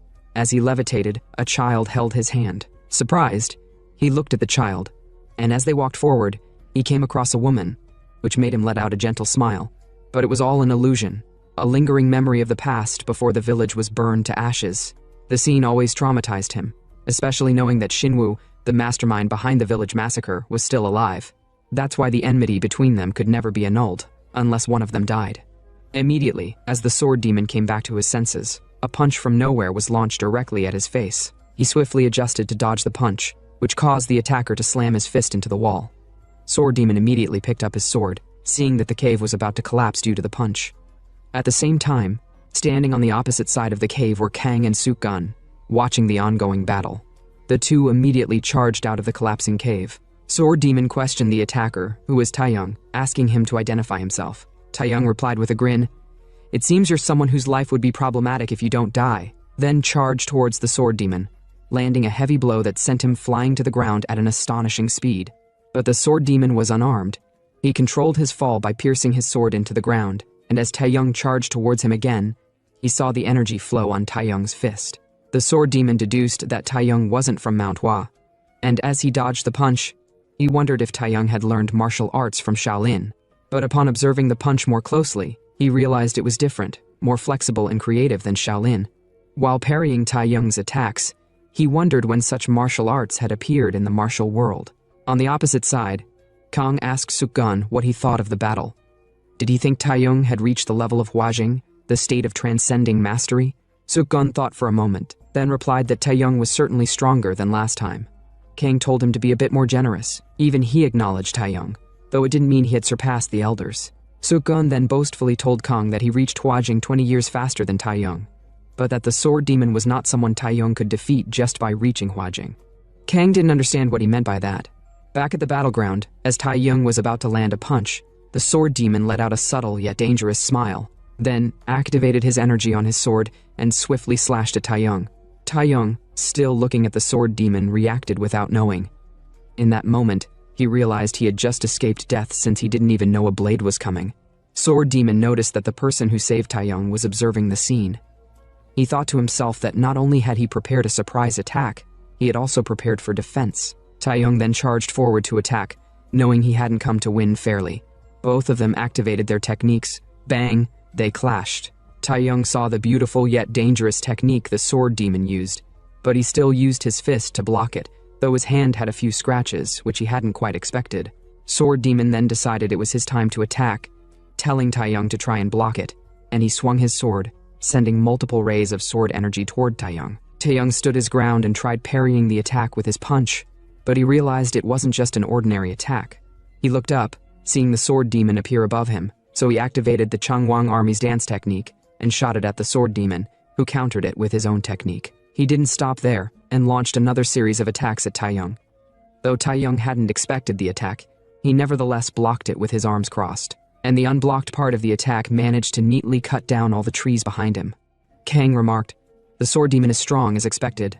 Sukgun agreed, saying that just like his name suggests, the Sword Demon is the best in swordsmanship within the demonic sect. Even the Taeguk Sword God, one of the 10 great masters, couldn't defeat the Sword Demon during the Great War of Righteousness and Evil. Though the Sword Demon lost an arm, Taeyong would still have a difficult time against him. Kang told Sukgun that Taeyong's martial arts only improve when faced with a tough opponent. That's how it has always been. Sukgun deemed Kang a cruel bastard for not caring about his underling. Back at the fighting ground, Taeyong was bleeding from all over his body due to the Sword Demon's slashes. The Sword Demon then told Taeyong that his skill was enough to aim for his neck, but unfortunately that wasn't enough to kill him. He then told Taeyong to get lost if he wanted to live, as he wasn't interested in taking his life. Taeyong let out a hearty laugh, then said there would only be meaning to his life if there was someone to surpass, so he charged out to attack again. Though the Sword Demon was surprised by his resolve, he easily countered Taeyong, and it seemed like Taeyong was pushed away by someone. While Taeyong was helpless midair, Kang came and caught him, telling Taeyong that he's really in bad shape. Taeyong told Kang with a grin that it seems like only when he's in a bad state would Kang want to help. With a stern expression, Kang wondered why on earth the Martial Alliance gave Taeyong such a task. Sukgun confronted the Sword Demon and was the one who pushed Taeyong away. The Sword Demon couldn't believe that, in a split second when he was about to attack Taeyong, Sukgun pushed him away, escaping his sword aura. Though he didn't know who Sukgun was, it seemed like a stronger foe had appeared. Sukgun raised his hand and activated his poison palm, immediately charging towards the Sword Demon. The Sword Demon also brought out his sword and countered Sukgun's attack. Sukgun smirked, then forcefully pulled his hand away and struck the Sword Demon with his palm. But as the Sword Demon blocked the strike, Sukgun activated the hidden weapon on his left hand and shot it at the Sword Demon. A rain of poisoned needles was shot at the Sword Demon, some grazing his face and other parts of his body. It was only when he saw that they were poisoned needles that he suspected Sukgun was the Poison Master. But Sukgun told him that the Poison Master was dead and that his body is the Emperor of Poisons, known as the Emperor of 5 Poisons. After bragging about his name, He launched another batch of hidden attacks, but the sword demon blocked them all, including the palm strike. Seeing that ordinary attacks wouldn't be able to harm the sword demon, Sukgun slit his hand open to create a path for the celestial poison to emerge. Kang became worried as he realized what Sukgun was up to. With a grin, Sukgun told the sword demon that he had no choice but to give him a proper welcome, since his opponent was the renowned sword demon. But before he could fully gather the poison, a sword was shot at him at full speed, causing Sukgun to quickly step back to evade the attack. Surprisingly, the person who threw the sword was Shinwoo. Shinwoo pulled out his sword, telling Sukgun that he thought he was a guest and treated him as such, but wondered what rudeness he was now showing at his home. Sukgun countered, saying not all of Manhwa belongs to the Hwa sect, and that he's merely doing what is his to do. If that's the case, Shinwoo pointed his sword at Sukgun, making his guest right invalid. Sukgun was also ready to fight him, but Kang reminded Sukgun, his master, that they must treat Taeyong immediately. Sukgun retracted his poison palm, then told Shinwoo that his stubbornness about sticking to principles could be a disaster for Manhwa. But Shinwoo told him not to bother, since that would be his burden to bear. Sukgun looked at Shinwoo, then immediately sent a sound transmission, telling Shinwoo that it seemed he planned to lose the duel on purpose. What he said surprised Shinwoo, since the deduction was correct. Kang then picked Taeyong up, and they all left the scene, leaving the two enemies to glare at each other. Some time later in a room, Taeyong was undergoing treatment from Sukgun, with multiple needles placed in his body. Kang asked Sukgun about Taeyong's condition, questioning if he would die or not. Sukgun, in a low tone, said it's not right to leave someone in such a state. No matter how much it's for martial arts advancement, such actions are more than heartless. Kang snickered, saying he had gone through far worse many times, his master leaving him on the street without any treatment. Sukgun remarked that it seems his master also taught him that twisted personality, but Kang countered, saying he didn't think Sukgun was in any position to say such a thing, considering he tried to wipe out his own family. Sukgun couldn't refute his claim, and just wished that only if Kang couldn't speak, it would be better. Sukgun was surprised as Kang asked him if he sent a transmission to Shinwoo. Sukgun questioned Kang if he had reached the level to eavesdrop on transmissions. Kang replied, saying there is no such level. Sukgun then told Kang what he transmitted to Shinwoo, which was asking him if he was going to stage a match where he'd lose deliberately, but there was no answer. Kang added that losing a match between absolute masters would definitely mean certain death. Sukgun confirmed, perhaps Shinwoo has a debt to pay with his life. Kang still didn't understand the logic of repaying a debt by losing in a duel. While they were talking, Taeyong shouted "damn it" unconsciously, saying he should have killed the sword demon. The next morning, inside Beijing at the Martial Alliance headquarters, a man was reading the duel letter, questioning why an old man would be so obsessed with duels. Jong Seok, laughing while looking outside, said he was too complacent and should have realized it when the opponent was said to be the sword demon. The man behind remarked, certain that Jong Seok seemed to know the reason behind the duel. Jong Seok looked back, disappointed by the man's lack of information despite his rank, and told the man to pay more attention to the world. But the man stood his ground, saying a martial artist should only focus on honing their skills. Jong Seok then explained what really transpired between Shinwoo and the sword demon. It happened during the Great War between righteousness and evil. There was a place called Wild Chrysanthemum Village, a stronghold of the demonic cult, and the village was massacred by Shinwoo on his own accord. The man questioned the word massacre, unable to believe that someone as serene as Shinwoo would do such a thing. It also shocked Jong Seok and the others as well, and they later found out that in that Wild Chrysanthemum Village, the sword demon's wife and child were there. Shinwoo is certain they may lose Manhwa's best swordsman if the duel begins. The man commented, that won't be possible because no matter how great the sword demon is, Taeyong's squad is also there. But Jong Seok told the man that isn't exactly the problem. The problem is Shinwoo in the duel. He then stopped what he was about to say midway, telling the man they shouldn't be wasting time here, and questioning where the nearest branch from Manhwa is located. At Manhwa, inside a building, there was an ongoing meeting of elders. A man named Relentless Jinwoo slammed the table in disagreement, saying it isn't true that Shinwoo is going to fight a duel where he would lose. Even the Manhwa sect leader, Iron Plum Blossom Yunsik, couldn't believe it either, and the same goes for other elders. Shinwoo, who was also at the gathering, acted surprised, questioning where they all heard such a thing from. Then he said there is no way he would do such a thing as losing a duel on purpose. But Taeyong arrived in the room, mentioning the Wild Chrysanthemum Village, then asked Shinwoo if the name still rings a bell. Kang, who also arrived in the room, looked at how the elders questioned each other, not knowing about the Wild Chrysanthemum Village. Kang already expected that most of them wouldn't know, and those who knew had kept it a secret. Jinwoo then lashed out at Taeyong for bringing marketplace gossip to accuse their senior brother, which is beyond rude. But Taeyong countered, "Beyond rude, you say? Manhwa's top swordsman intends to spare his opponent in a duel, obstructing the Alliance's mission to eliminate the demonic cultists due to his guilt." He sat down, then told them he wonders if Shinwoo has forgotten the pledge they made to wipe out the demonic cult. That's why he can only be suspicious of Shinwoo. The elders couldn't say anything. Shinwoo then spoke in a calm tone that during the last righteous and evil war, he eradicated a village of the demonic cult. Jinwoo voiced out that Shinwoo was only following the orders from above, but Shinwoo disagreed, saying he volunteered for the mission. This came as a surprise to the elders who didn't know. Shinwoo continued, "Most of the casualties were civilians. Though it was during a war, even now, a decade later, I still can't shake off the guilt. But since a debt is a debt, and a duel is a duel, as a warrior of the Manhwa sect, I neither learned nor know how to lose deliberately." So, he begged Taeyong, he should not stop the duel. All the elders did the same, standing up and begging respectfully. Hours later, at Manhwa's arena, all the elders gathered, and the same goes for Kang and his underlings. Sukun told Kang that he's really a cruel man, but Kang had no idea what he was talking about. So Sukun remarked, "Now everyone knows about Chrysanthemum Village." Kang debunked his claim, saying it was Taeyong who brought up Chrysanthemum Village though. But Sukun told Kang he knew he was the one who ordered it. Kang couldn't argue, then said, "If the person involved doesn't speak about it directly, unfounded rumors may start to spread afterward." Hearing this, Sukun questioned if Kang is predicting Shinwoo's defeat, but Kang confirmed he's just preparing for the worst-case scenario. Suddenly, everyone looked up surprised, seeing the sword demon appear on stage and land majestically, standing in front of Shinwoo. The sword demon then told Shinwoo, "It seems he has managed to survive all this time." Shinwoo replied, "Of course, I had to survive. I had to, just to face this moment." "Now then," Sword Demon told him, "we should end it all today." Shinwoo also pulled out his sword to defend against Sword Demon's attack. The first strike was a tie since they both parried off each other's attack. Jichong was surprised at the unfolding battle. Shinwoo skillfully twisted his sword, then prepared for another attack, and the same goes for Sword Demon.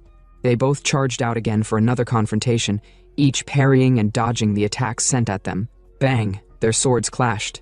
Shinwoo launched a swift sword strike, but Sword Demon dodged it with ease. Not even a mark was left on his clothes. He countered, striking back at Shinwoo. This multiple and swift exchange of blows and techniques left the audience in awe. Sword Demon then activated his technique, Mara 18 forms, and furiously struck at Shinwoo. Shinwoo, who refused to sit and watch, also activated his technique, 36 Plum Blossom Swords, in order to counter Sword Demon's technique. Seeing this, Taeyong questioned, if such battle intensity is truly a battle of mastery in Huajing. The battle made his face burn with excitement.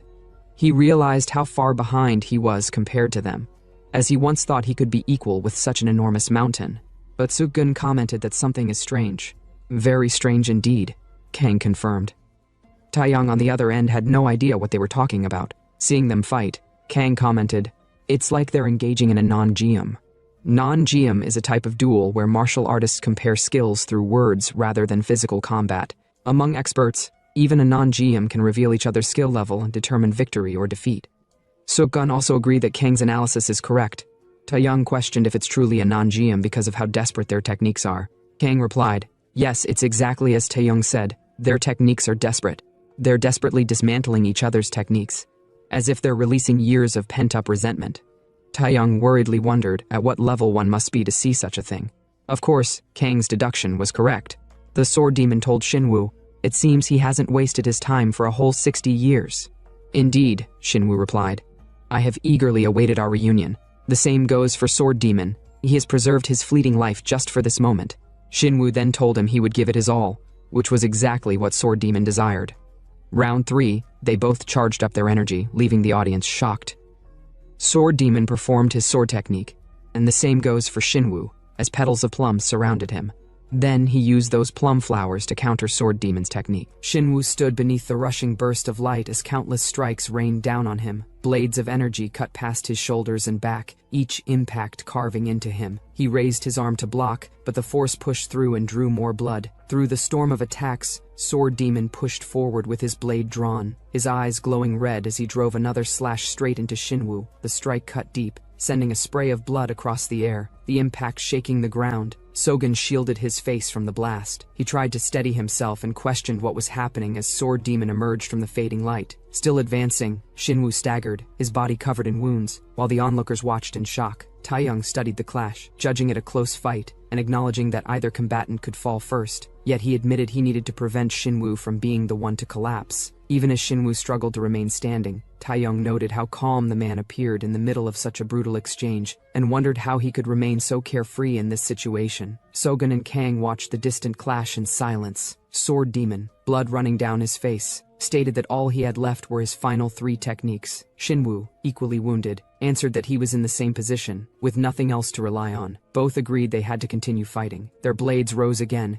each gripping their weapons with the last of their strength. Nearby, others looked on. Women watched tensely, and a horn sounded across the fortress. The heavy gates shook as soldiers marched out beneath raised banners. Others recognized the formation. Sogen muttered in disbelief as the soldiers advanced. The flag of the Martial Arts Alliance came into view, carried high by the approaching forces. A man in black robes stepped forward at their head while Sogen reacted with frustration, calling them blastards. The Alliance messenger the duel to halt. The voice formally declared that Shinwoo, the best swordsman of Manhwa, must end the fight immediately. The Alliance messenger announced that the order was to capture Sword Demon and escort him to the Martial Arts Alliance. Jinwoo and Yeonsik reacted immediately, surprised by the intervention. Jinwoo questioned why the Alliance had stepped in, calling the interruption of a duel unreasonable. Taeyong answered that stopping the fight was still better than losing the best swordsman of Manhwa, and pointed out that the duel had reached a point where Shinwoo could have been defeated. Sogen dismissed the idea and mocked the notion that Taeyong had reached enlightenment. Taeyong challenged his remark. Sogen insisted that anyone with sense could see the duel's imbalance. Taeyong claims that Shinwoo was clearly injured and at risk if he continued expending more energy. Taeyong turned to Kang and asked for his view. Kang stated that, from his perspective, there was no sign indicating Shinwoo was going to lose. Taeyong considered his words in silence. Sogen raised his voice again, lamenting that the premature decision of the duel's verifier would damage Manhwa's reputation. The Alliance officials remained silent. As Jinwoo, Yeonsik and Taeyong narrowed his eyes, a quiet laugh escaped Taeyong. As the tension hung over the group, Taeyong declared that who gave them the right to stop the duel. He alone was overseeing the scene. The messenger raised the scroll, stating he had the Alliance's direct order, and soldiers massed behind him. Taeyong dismissed it with a shout, claiming no outside command overrode his authority as verifier. The messenger argued back, questioning the logic behind defying the Alliance's command. Taeyong muttered the word to himself, as if tasting it, then clenched his fist. Power surged, symbols tearing through the air as energy wrapped around his arm. The ground exploded beneath him as he struck, force splitting stone and sending debris flying. The messenger staggered, barely holding his ground as the shockwave washed over him. With the field silenced, Taeyong ordered the duel to resume. The crowd roared in agreement. Across from them, Sword Demon smirked, noting that the Alliance wasn't entirely useless. Shinwoo echoed that sentiment quietly, proud that warriors still held their dignity. Sogen warned Taeyong that his stance could hinder his promotions, but Taeyong only offered a dismissive grunt. Taeyong reminded him he'd need to stand by his words, because if Shinwoo were to lose now, the consequences could be catastrophic. Sogen froze mid-breath at that revelation, eyes sharpening as he realized the gravity. Around them, even others stiffened. High above, Shinwoo pushed forward despite his wounds, unleashing a final surge of power as the duel resumed. But before Shinwoo could understand anything, Sword Demon lands a critical hit on Shinwoo. The impact hit him head-on, blood pouring from his mouth as he staggered. The onlookers flinched with a collective gasp. The woman covered her mouth while others froze in shock. Sword Demon pressed in, his blade wrapped in swirling blue energy as he advanced without pause. Shinwoo met the incoming strike, his eyes glowing red as he steadied his stance. The two clashed again, the force shaking the ground. Their blades collided, sparks bursting between them. Sword Demon unleashed another surge, his slash sweeping downward in a streak of blue. Shinwoo countered, lifting his sword to block. The collision rang out sharply as energy crackled between the two weapons. The shockwave pushed several spectators back, forcing them to shield themselves while shouting in alarm.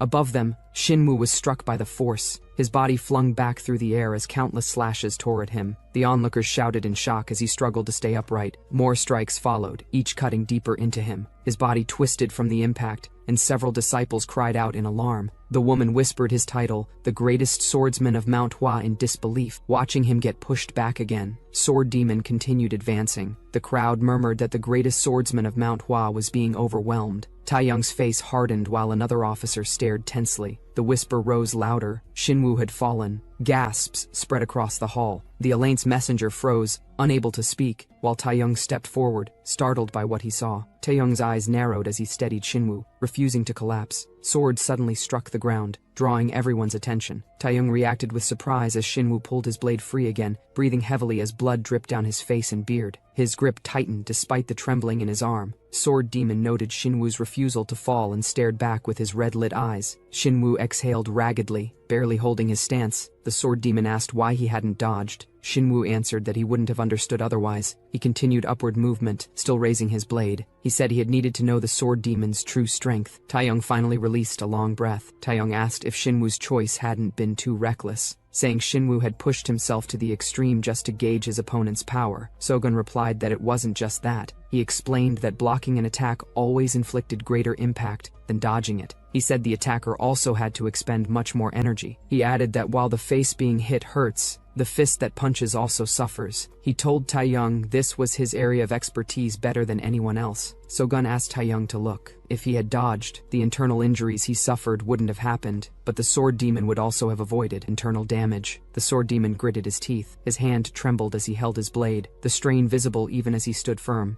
He called out to Shinwoo, noting that among all the righteous faction masters he had ever fought, Shinwoo's swordsmanship stood above the rest. He acknowledged that within Shinwoo's group, the title of best swordsman belonged to the Taeguk sword god. Yet after facing Shinwoo directly, he insisted the truth was different. His eyes burned red as he stated it plainly, but to Shinwoo, the rest meant nothing. He cared only about surpassing himself. Shinwoo lifted his head toward the swirling sky as the air vibrated, but the Sword Demon reminded him that today, the one he needed to surpass was the man standing right in front of him. Dark energy surged as he launched forward with everything he had. His blade ignited with a cold blue aura, the ground shaking beneath each step. Shinwoo watched the attack gathering, his own last strength pooling for a single response. Only one strike remained between them. The Sword Demon's smile sharpened, blood trailing down his chin as he promised the outcome. When that final strike fell, only one of them would still be standing. He declared that the winner of that strike would be the greatest swordsman under heaven. Both of them lunged forward to attack. A sudden memory shows Sword Demon stood alone in the settling silence. He saw his ruined village, smoke drifting through shattered homes. He walked through the debris and entered a dark room where a young woman lay unconscious on a bed. Sword Demon approached her slowly, extending a shaky hand toward her pale fingers. Blood scattered across the woman's hand as Sword Demon's fingers touched it, leaving a red smear behind. A strained breath escaped him. His voice trembled as he tried to speak, the sound catching in his throat. He muttered in relief, grateful that the woman was unharmed. The broken structure groaned as dust drifted down,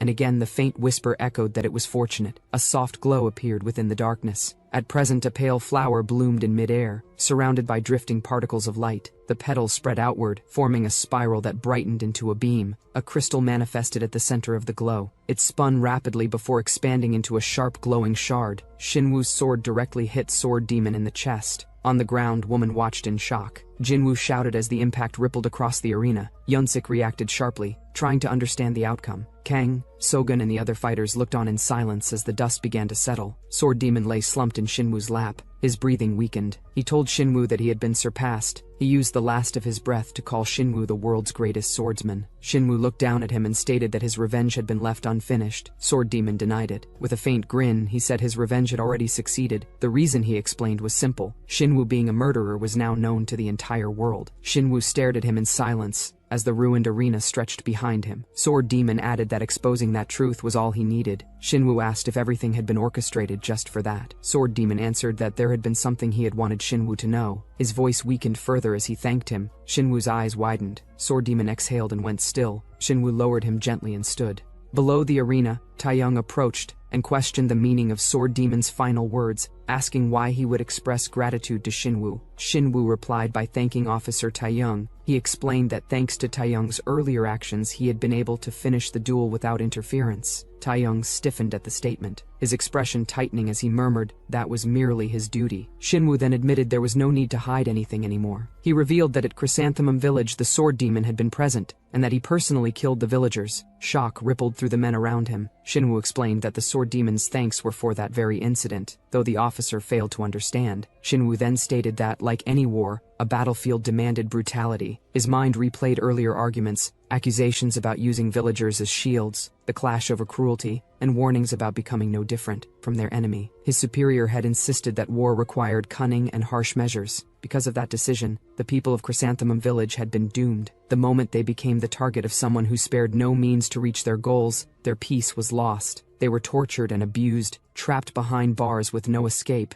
A young mother held her child while armed men stood outside the cage. They were destined to become sacrifices for allies bent on revenge, forced into a nightmare where the living envied the dead. Shinwoo stated that if they had been the Sword Demon's family, their fate would have been even more gruesome. He explained that this was why he had taken matters into his own hands. Taeyong looked at him, remarking that the supreme sword of the heavens acting in such a cold-blooded way was unexpected. Shinwoo told him he would come to understand soon enough. At the Martial Alliance, the grand building stood over the courtyard. An elder supreme sword of heaven tended to a plant in silence until another officer approached, calling out to him. The officer asked if the report had arrived. Supreme Sword of Heaven replied that he wasn't sure which report the man meant, but preferred to hear it directly. The officer reminded him of his earlier concern about losing Manhwa's top swordsman and questioned why he was acting indifferent now. Supreme Sword of Heaven turned away, stating there was no need to worry anymore. The officer continued, saying the duel had ended with Manhwa's swordsman as the victor. He added that the sword demon was dead. Supreme Sword of Heaven narrowed his eyes at the statement. The officer or say man noted an additional detail, drawing attention to Shinwoo, who had apparently taken matters further. While trimming the orchid leaves in silence, the supreme sword shifted slightly as the next words fell. Shinwoo had challenged him to a duel. He paused only for a breath, the leaf snapping cleanly between his fingers. He asked if he had heard, but the man simply stared ahead as murmurs rose. He assumed Supreme Sword of Heaven had lost his mind, their disbelief mounting, as the Supreme Sword of Heaven imagined the match. The idea alone sent a thrill through them, and one even suggested turning the duel into a spectacle to sell tickets. Before their fantasies could grow, a voice called out. Urgent news had arrived. The messenger stepped forward, but the elders brushed him off, assuming it was the same report. The man shook his head. This one came from the North Sea Ice Palace. Their expressions tightened. The man asked what had happened. The messenger swallowed hard before delivering the name. The Lord of the North Sea, Absolute Ice Jade. Scene shifts and we see a violent storm swept across the northern waters. Snow and wind tearing through the landscape as the distant palace lay half-shrouded by the blizzard. Inside the North Sea Ice Palace, the old lord lay unconscious on his bed. A silver-haired woman stood beside him, watching silently. A crystalline star formed, releasing a cold radiance that descended toward him. A door opened sharply. A figure appeared with some other men's. The four elders of the North Sea Ice Palace appeared. Seojiho, Yuhu, Seogong, and Guho. A hooded figure stood behind them. Seogunryo asked if the ice crystal had been secured. Yuhu answered that it had not. Seogunryo stated that until they obtained the ice crystal, Aaron had to be kept away from the palace mistress. Seogong reported that security had been tightened. Seogunryo moved forward with the others and found two guards collapsed on the ground. He pushed open the inner doors. Inside, Aaron stood ready, the power around her wrist glowing with light. Seogunryo ordered her men to seize Aaron. Yuhu and the others hesitated. The hooded man rushed forward. An icy burst erupted below, forming a rising mass of crystal as he reached toward it. Ran burst upward through the exploding ice, shards scattering around her. Yuhu reacted in surprise, and Seogunryo stepped back as Aaron lunged. Brr. Ran's eyes fixed on Seogunryo as she struck toward her, releasing a blast of energy, and let out a shout. Aaron was thrown back, sliding across the floor, while the elders watched her. Howling blizzard swept across a distant mountain path where a group traveled through the storm. One of them muttered that the cold was unbearable. Elder Taeyong remarked that even someone resistant to poison struggled here. Sogun said his hometown rarely saw snow even in winter. Yi added that people of the northern seas likely wouldn't endure Sichuan's heat. As they continued, Sogun noticed lights ahead. Kang explained that it was the Northern Seas Commerce District. Brar, Ogun, saying he would go warm up there. His companion reacted in confusion, whereas Sogun hurried ahead toward the lights through the storm. Then he ignored the others calling after him. Inside the palace hall, an attendant told the arriving group to wait, saying the new palace mistress would appear soon. Taeyong teased Kang, asking how someone who liked women could miss seeing Bing Yoje, regarded as the most beautiful woman in the martial world. Kang if Seo Laran had really been that renowned. The group entered as the elders prepared to introduce the new leader. Seo Gunryo welcomed Taeyong martial official and introduced herself as the new palace mistress of the Northern Ice Palace. Taeyong questioned the name, saying he had heard Seo Aran was the rightful successor. Seo Gunryo responded with a brief thought. He then stated that Seo Aran was wanted for assassinating the former palace mistress and stealing the ice crystal. The guests reacted with surprise. Scene shifts and we see the group move through the lit walkway. Former palace mistress's body lay prepared for rites. Taeyong remarked that the deceased was one of the 10 grandmasters, and that meeting her in such a state was unfortunate. He noticed someone unfamiliar. He whispered to himself that the newcomer used the Golden King's Jiang style. Before he can think more suddenly, a drum was struck repeatedly as the gathered men turned toward the sound. Seo Gunryo stepped forward, flanked by attendants, and addressed the crowd. She introduced herself as Seo Gunryo and declared herself the rightful successor of the Northern Seas. Her voice carried over the hall as she repeated the declaration before the assembled visitors. Group of martial artists lowered their heads and greeted her as the new palace mistress. Murmurs spread among the crowd as others watched in silence. Ayoung stood with a cold expression. One man raised a question, asking whether the palace mistress of the Northern Ice Palace should be recognized by the ice crystal. Another agreed and demanded to know what had happened to it. Nay of the palace elder answered that the ice crystal had been stolen by the traitor who assassinated the palace mistress. He added that the palace could not remain without a leader even for a moment. Another group objected, saying only the one who inherited the ice crystal could become the true palace mistress. Someone argued that Seo Gunryo was the sole successor, while another pointed out that Seo Laran was still alive. A sharp response came that Seo Laran was a traitor. As the tension rose, Taeyong received a message through a focused burst of energy by Kang. Kang told him to leave the place. Taeyong reacted with surprise, whereas Kang reminded him that he was representing the Martial Alliance and said that staying for this succession would imply the alliance recognized Seo Gunryo as the new palace mistress. Kang warned that attending a succession without the ice crystal could complicate the elder's position. Taeyong considered it silently, then decided. He told his attendants to leave, and they followed him out. Seo Gunryo watched them go with surprise, then said nothing as they walked away. Outside, the wind howled around the palace. Taeyong later reflected alone. He realized Seo Gunryo had tried to use the mourners at the funeral to legitimize her claim. He acknowledged he had nearly been caught in her scheme. He then wondered how the young man,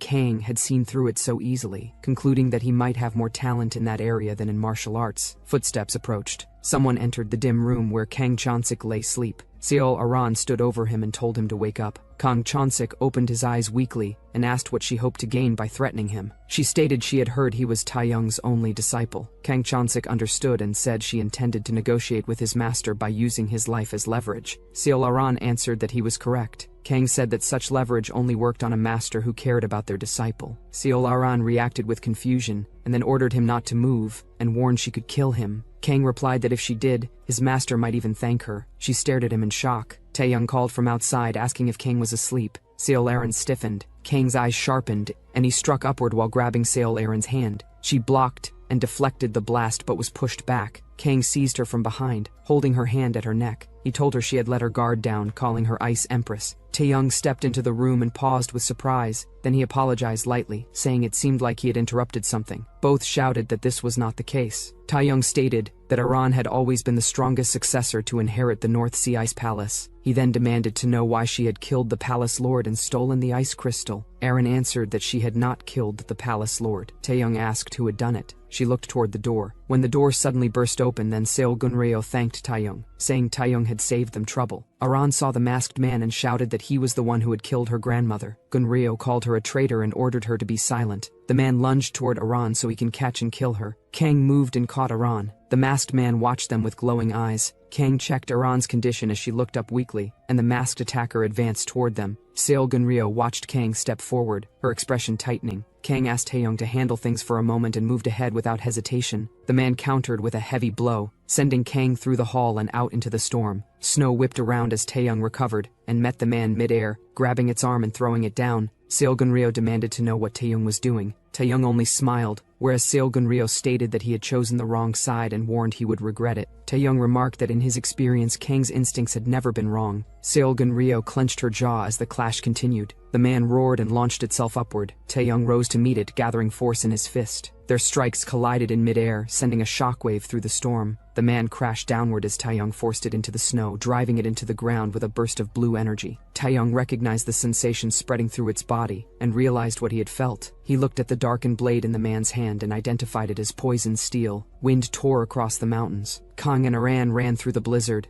Aran apologized for dragging him into the mess. Kang told her to forget that and asked who was chasing them. Aran glanced back and reacted with confusion before noticing multiple silhouettes closing in. She identified them as the North Sea 11. Ice surged across the ground as the group advanced through the storm, rapidly gaining on them. Nearby, other warriors braced themselves as the pursuers approached. Aran warned Kang to be careful. She stated that they were skilled fighters far beyond Kang's ability to handle. Kang answered calmly. A man addressed Aran as princess and urged her to go back. Aran asked if returning would spare her. He replied that her own people would not kill their kin. Aran lowered her gaze and said they were calling her a traitor accused of assassinating the palace lord. Then Aran asked what deal the man had made with Seol Gunryo. The man said there was no time to waste and ordered his men to capture through Bando. Several of the North Sea 11 leapt forward. Black ropes shot toward Aran and wrapped around her, tightening with force. She tried to break free, frost gathering around her arms. Kang's expression hardened as he charged in, whereas Aran steadied herself, gathering icy energy along her hand. Aran's ice burst outward and shattered the ropes around her. Frozen shards spread across the ground as the attackers stepped back through the storm. Kang watched her release a cold breath. The man leading the group stated that taking her in peacefully was no longer possible. Aran struck forward, launching herself at them. She said she had not wanted it to reach this point either. Her fist collided with the man, and the impact sent a sharp flash of blue light through his arm. She tightened her grip on his wrist, ice spreading across his skin. His eyes widened as frost climbed up his arm. The man shouted in pain and was thrown back. The others behind him stiffened as they watched the clash. Aran stepped ahead and warned Kang not to interfere, saying the opponent was too much for him.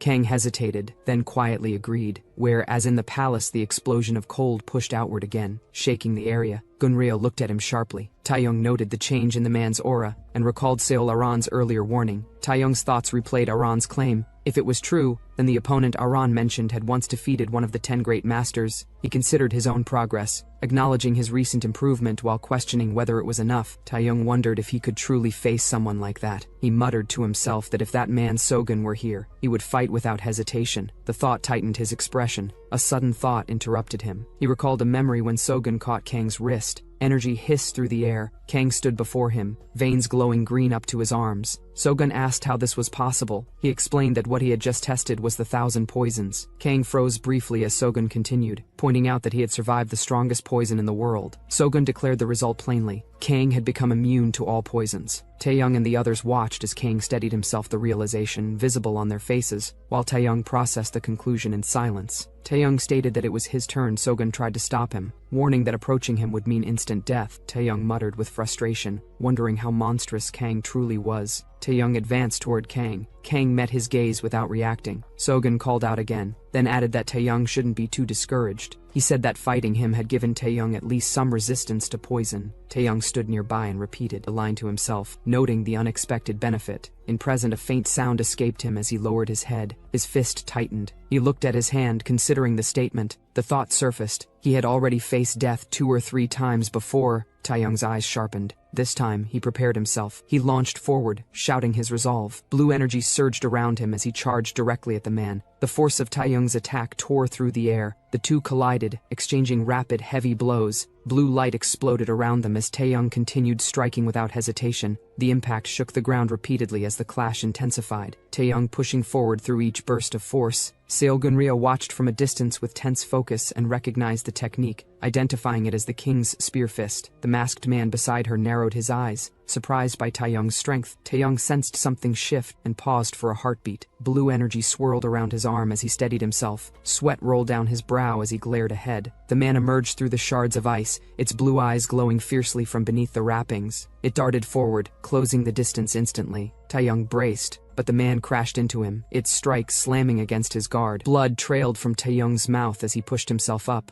The man paused, its glowing eyes widening in surprise. Taeyong narrowed his gaze, steadying his breath. He clenched his fist, ignoring the blood on his beard. The man lunged again, but Taeyong caught its hand. Their grips locked, blue sparks bursting between their arms. The man pressed harder, but Taeyong held his ground. Poisoned veins crawled across the man's hand as Taeyong's resistance forced its power back. Taeyong's thoughts ran sharp. He dismissed the idea of relying on inner strength alone. He knew he wouldn't last unless he truly had immunity to every poison. He forced out another breath and stood firm despite the strain. Taeyong launched a kick directly on the man. Gunryo reacted with a sharp inhale as she watched from a distance. Taeyong attacked with a mocking farewell, turning as if to withdraw. A sharp cry followed as it sprinted away. Gunryo shouted for it to stop. She ordered her group to prioritize chasing Seolaran. The man paused and glanced back at Gunryo. It stated calmly that it must have disappointed her, whereas one of the masked subordinates called for everyone to attack at once. A burst of cold formed around his fist as he charged. The fighters rushed together, surrounding the target as they moved in unison. Kang stood in their path, calm as blue flames rose around him. He watched them approach and reminded them they were no match for him. His expression remained steady as the wind shifted around him. One of the masked men leaped ahead to strike, but Aaron sidestepped, sending the attacker flying past him. Another assailant attempted to flank him. Aaron moved lightly and avoided the blow, letting the attacker stumble through the snow. A third fighter grabbed one of his allies to prevent him from being dragged further. Their combined strength steadied the clash for a moment, but Aaron's power surged. Blue light erupted from the defender's arm as Aaron broke through their resistance. The man gritted his teeth, struggling under the force. Aaron's push sent a heavy shock through the man's body, forcing him backward. Aaron continued advancing while other fighters tried to intercept. One raised his glowing claws, rushing toward her with a sharp strike. The attacker appeared behind Aaron and apologized to her, lifting his arm to strike again. Aaron turned sharply as the claws came down, but the attacker swept past, leaving a blur of motion. Kang appeared behind Aaron, stopping the strike aimed at her. The attacker gritted his teeth, struggling under the pressure. The ground cracked from the force before the attacker's was blown backward. A man watched, unable to process the sudden imbalance in strength, whereas Kang asked Aaron if she was unharmed. Aaron noted the skill he displayed, questioning how the successor of the Chengwang fist could be this strong. She steadied her breath and thanked him for helping her escape. Kang replied she would have managed even without him. Aaron paused, unsure. Kang explained that without him, she might have ended up killing the Northern C-11. For a warrior, he said, it could be unavoidable, but someone destined to become the palace lord shouldn't kill her own people. Aaron accepted his reasoning, and Kang asked what they should do next as they couldn't keep running forever. Aaron told him to follow her, saying there was someone they needed to meet. Kang noted she already had a plan. Aaron approached the snow-covered cabin, pushing the creaking door open as cold air spilled inside. She stepped in with Kang following close behind, both halting when they saw the ruined interior. Their eyes adjusted to the dimness, Aaron narrowing hers, Kang's gaze sharpening in response. A voice came apologizing for arriving late. A man slipped behind her, his presence quiet but deliberate. She sensed him a moment before he placed a hand on her shoulder. Aaron asked if he had brought the item. He chuckled, answering that of course he had brought his part as well. A group of hooded figures appeared ahead. Kang watched silently and muttered that the identity of the man. He was a mourner among them. A box opened, revealing the green pills inside. Aaron examined them closely, calmly confirming they were the true pills of vitality. The man laughed off her doubt, boasting about his wealth and reputation, insisting he wouldn't trade fakes. Aaron's lips curved as she asked whether he expected her to lose. The question halted his grin. Kang watched them, demanding to know the nature of their deal, but Aaron stayed silent, whereas at the same time near Ice Lord Palace, a man shouted to seize the allies of Taeyong. Snow exploded under rushing feet as armed figures charged, their shadows cutting across the icy ground. The group broke into motion, their silhouettes slicing through the storm as one attacker after another fell. Chains snapped, strikes blurred, and bodies hit the snow. The remaining officers gathered. One reported they were the last left. Their leader asked where Officer Taeyong had gone, confusion tightening his brow. He questions why the Ice Palace is chasing them. Dark-cloaked figures approach through the storm. An officer turns slightly, offering no answer. The enemy leader, or say elder of the Ice Lord Palace, calls the Alliance rats and declares there is nowhere left to run. The group stands ready while he advances. A baldy officer hums in thought before the enemy lunges with a shout. Ice erupts upward in a sharp blast, headed toward the group. The group observes the frozen attack as the enemy commander recoils. But then Sogun steps forward, brushing off the attack. He mutters about the cold. The scene shifts to a distant place. Kang considers the message he overheard, that the Golden King wants Iran defeated. Aaron states that he must have negotiated with the military commander as well. The man Kunwan as King Guillaume explains that a merchant always keeps alternatives prepared. Aaron told Guillaume he might want her to lose, and she stated it calmly. She then added that she had already promised him a marriage if she were defeated. Across from her, Kang reacted in brief confusion at the word. Guillaume smirked, acknowledging that, as a merchant, he naturally pursued the greater benefit. Aaron noted that he still had to prepare for her victory as well. Guillaume agreed, explaining that if the Fire King's pill were fake, the deal would collapse and damage his reputation. and he reminded her that a great master like him wouldn't act recklessly. Facing her closely, he assured her the pill was genuine. Eren fell silent, then opened the black case containing the pill. Back at the group, the surviving men regrouped in the snow. One announced he was alive, another asked about Officer Taeyong,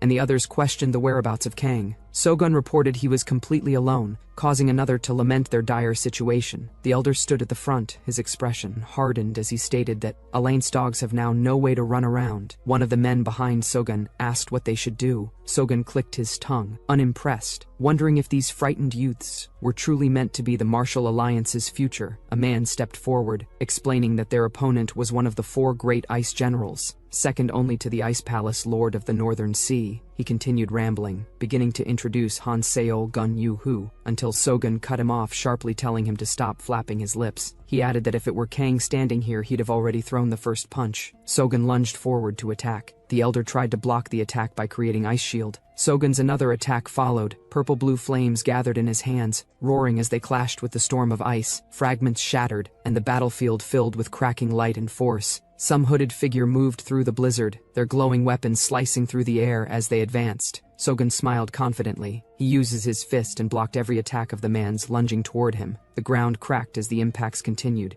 and the elder surged forward to break through the assault. Before his punch can land, Sogun grabbed him by the neck. The group watched in shock before the fight resumed. Sugunub picks up the elder and throws him down, whereas Aran and Kang ran across the snow, leaving clear tracks behind. Kang noted how far she had gone just to protect her power, calling her bold. She looked back, silent. He asked if she planned to absorb the ice crystal now that she had secured the neutralization pill. She stiffened at the question. He wondered why she was surprised, calling it the natural next step. She agreed, adding that without the crystal's recognition, she couldn't become ruler of the Northern Sea. He asked why she wanted the position so badly. She froze at the question. He stated that power was only a burden. He then wondered aloud if she was taking on something too large for her age. She answered that she had her own reason. Then she added that she had a favor to ask. She states that to absorb the ice crystal she needs him. He freezes, confused. Snow strikes again as distant combat echoes through the mountain. Elder screams while gripping his wounded arm. He seizes Sogun's arm, frost cracking under pressure. Energy surges again, breaking apart ice and releasing heat and steam. He groans through the reaction. Sogun questions why the Ice Palace is attacking the Alliance envoy. The elder replies, Taeyong, the Alliance martial officer, sided with the rebel Seol Aran. Then Sogun questions this. Seol Aran is supposed to be the Ice Palace successor. An officer wonders how Sogun is unaware of the situation. He turns away, saying the answer will become clear soon. Another officer studied the fallen elder and murmured among themselves. One of them noted how easily Sogun had subdued a commander of the Ice Guard, wondering if the Grand Chieftain's skill had truly been at that level. Another remarked that Taeyong, the martial officer, had defeated such a figure like him and jokingly referred to him as the god of battle. They stiffened when they saw Sogun approaching. He told the group to follow. When asked where, he only grinned before explaining that they were heading to the Divine Blood Palace. The group reacted in disbelief, surprised that such a place existed. Inside a cavern path, Kang walked with Aran. He asked if this was where the ice crystal had been hidden. Aran confirmed it, adding that this was also where the ice crystal had originally been created. She explained that, long ago, this place had served as the Ice Palace. Kang observed the structure ahead and stated that the term natural fortress fit it well. She explained an incident that during the conflict between the Orthodox and demonic sects, the Divine Blood Palace had suffered severe damage. The invader responsible was the Venom Demon. Kang recalled the Venom Demon's name as he pictured its silhouette. Venom Demon destroyed countless Northern Sea Masters. Even Eren's grandfather had died during that period, Kang added, saying the former ruler had eventually subdued the Venom Demon and rose into the ranks of the top 10 masters as a result. Aran added that the Venom Demon had been fearsome, whereas Sogun's group has also arrived at the place. When Sogun explained about the situation he had Kunwan till now, the group reacted as one of them asked if this meant Seomgun Ryo might not be of direct lineage. Sogun replied that, according to the elder he had defeated named Yihuo, or whatever his name had been, he understands some things. Then he continued explaining that one day the ruler had brought a young girl to the palace. Since nothing was ever said about whose child she was or her relationship to the ruler, everyone simply assumed she had been the ruler's hidden descendant. He continued, saying the successor had already been designated as Seol Aran, so the girl's presence held no weight. Years later, a mysterious man entered the palace,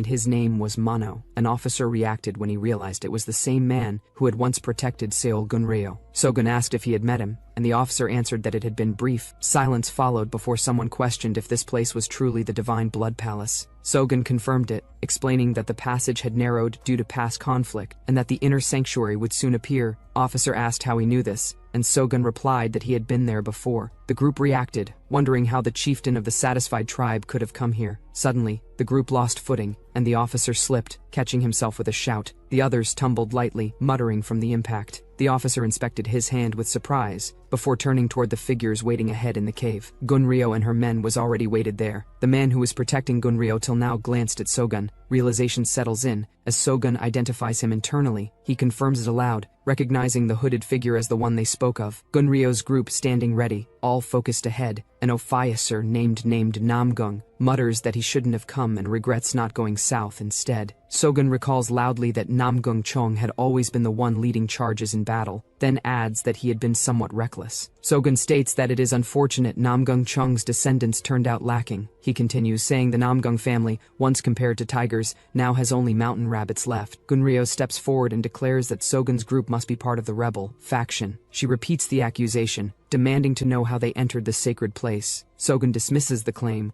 with a quiet remark about rebels. He then asks whether Gunryo's side were not the real traitors who displaced the rightful heir and took the position. Gunryo stiffens at the accusation. An elder counters, asking how someone who murdered the palace lord and stole the ice crystals could be considered the rightful successor. Sogun answers calmly, asking why Aran would kill the palace lord when she had already been chosen to inherit the position. He adds that Gunryo was the one with a motive. Sogun explains that Gunryo needed the palace lord dead, so she could frame Aran and claim the seat herself. His expression sharpens as he insists his reasoning makes more sense. Gunryo erupts, calling him a lowly barbarian. Sogun repeats the word with amusement, laughing as he says her role as palace lord has blinded her. Gunryo's face reddens, as Sogun declares that seeing someone who should still be clinging to mama's milk parading around drunk on power is revolting. Her hand trembles when she hears it. The officer, startled at how brutal the words of exchange has become. Sogun mocks her pillow's soft clenched fist and asks if she truly believes she can do anything with her strength. He tells her that in the end, she can accomplish nothing on her own,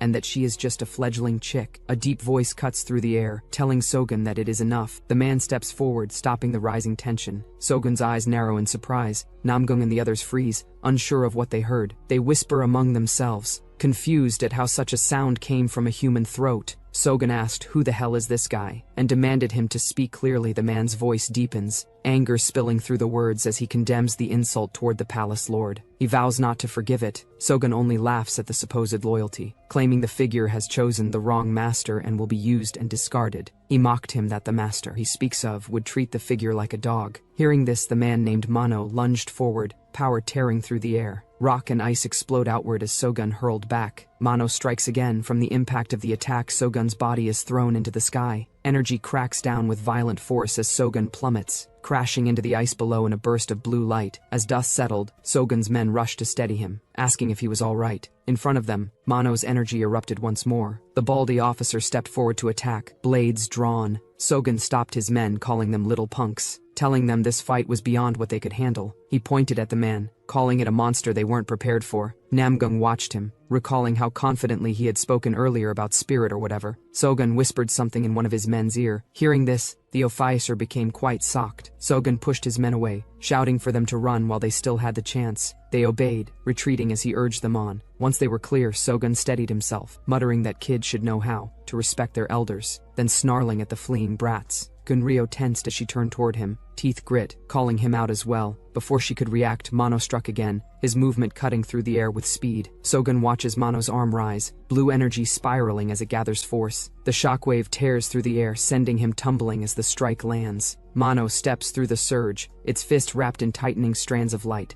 The impact digs into the ground, the tunnel shaking with each pulse. Sogun braces himself, managing to stay upright while Sogun's momentum drives past him. Mano lifts him by the coat with one hand, his aura swirling upward in a dark column. Sogun lets out a strained laugh, blood dripping from his mouth. Mano tilts its head, its glowing eyes narrowing. Sogun calls it nothing but a dog and mutters that once the hunt ends it will be tossed into the pot. Mano's expression hardens at the insult. His distorted voice rumbles out, calling Sogun a bastard. Energy spikes around it as it prepares another strike. Mano passes his hand across Sogun's body, where his scene shifts and we see an elder of North Sea Ice Palace walked ahead with his flame held high while Taeyong followed behind him. Taeyong examined the barred structure and noted that the place had once been used as a prison. The elder explained that since the divine blood was located inside a cave, it naturally became a suitable place to confine someone. They stopped before a door sealed in chains. Taeyong placed his hand on the metal and the elder identified it as eternal cold iron. He mentioned rumors of a monster that could only be contained with that material. A dark, hooded figure with glowing eyes briefly surfaced in Taeyong's memory. As he remembers that man, Taeyong questioned why the elder had brought him to the divine blood at all. He reflected on how he had been branded as part of the rebel faction for siding with Princess Erin. The elder explained that most people in the North Sea supported the current palace lord, while Princess Erin had given hope to the lower classes by making promises to them. When Taeyong asked what promises she had made, the elder described how the barren land forced people to fight for survival daily, a hardship the ruling class used to tighten control. He added that the people were kept in suffering because it made them easier to govern. He continued, saying the ruling class wanted to maintain that situation.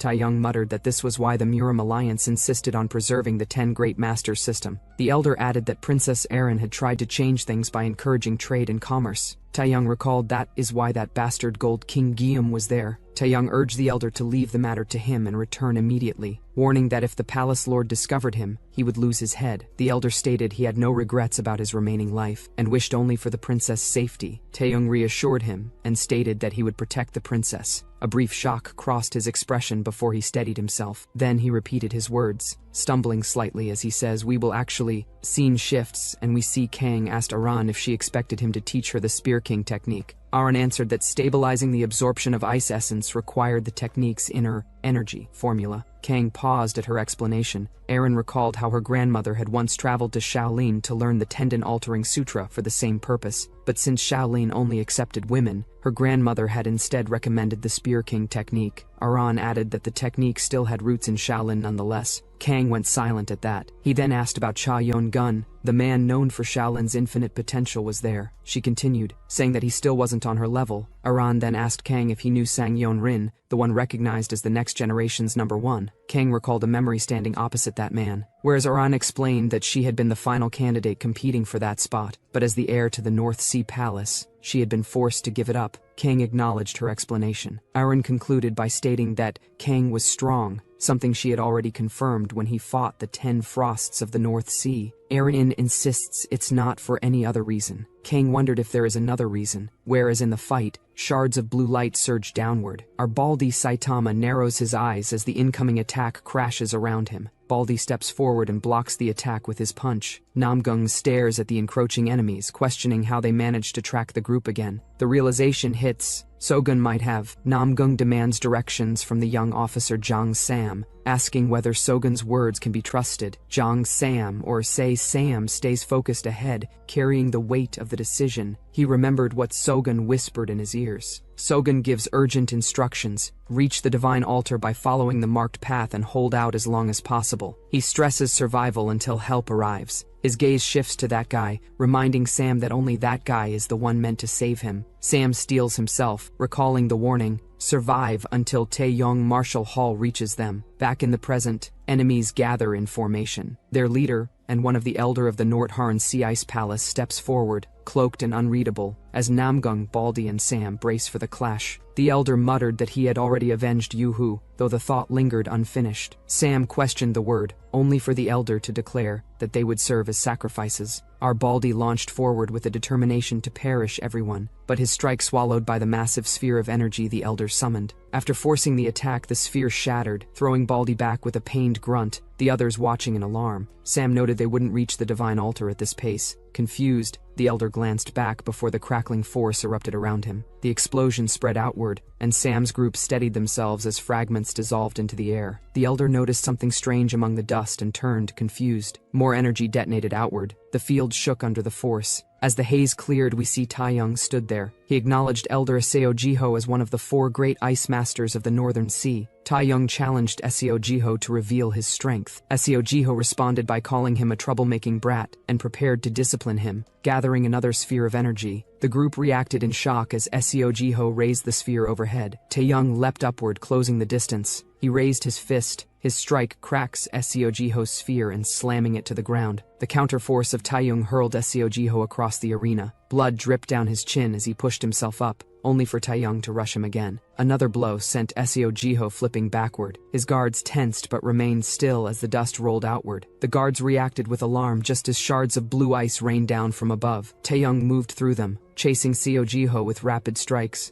Elder Seo Jiho retreated, activating a deeper force. Purple energy rose around him as he chanted, summoning a larger surge. His hand stretched outward as the gathered aura compressed and twisted around his fingers. Seo Jiho's wrist is caught mid-strike by Taeyong. Taeyong tells him he has already lost. Seo Jiho glares back in silence, blood running from his mouth. Energy crackles between them as he struggles, but Taeyong holds steady. When Taeyong presses Seo Jiho's arm, pain shoots through Seo Jiho's arm, forcing a scream from him. Guards watch in alarm as Taeyong tightens his hold. The guards shout, but Taeyong ignores them. After a while, he then questions Seo Jiho, demanding clarity. Seo Jiho explains that Sogun, or whatever his name, is dead, stabbed clean through the stomach. Taeyong couldn't process how something like this can even happen. Seo Jiho mutters that the injury should have definitely killed Sogun already. He then laughs, saying Taeyong will join him soon. Taeyong steps back. He realizes Sogun specialized in toxins, yet someone else killed him with something like that. He wonders what kind of monster could do that. Taeyong then mutters that the attacker isn't from the Northern Sea. He demands answers from Seo Jiho, but Seo Jiho weakly dismissed it, expecting that Taeyong adds that the attacker is from the demonic sect. The group react in shock. Taeyong cuts them off, stating he's an inspector from the Alliance, and warns Seo Jiho to tell the truth before he reports that the Ice Palace is colluding with the demon sect. The guards panic. Seo Jiho tries to explain that they were dragged in this. Taeyong repeats the words, puzzled, whereas at the same time a guard bursts in reporting to Gunryo that Mana Crystal is rampaging again.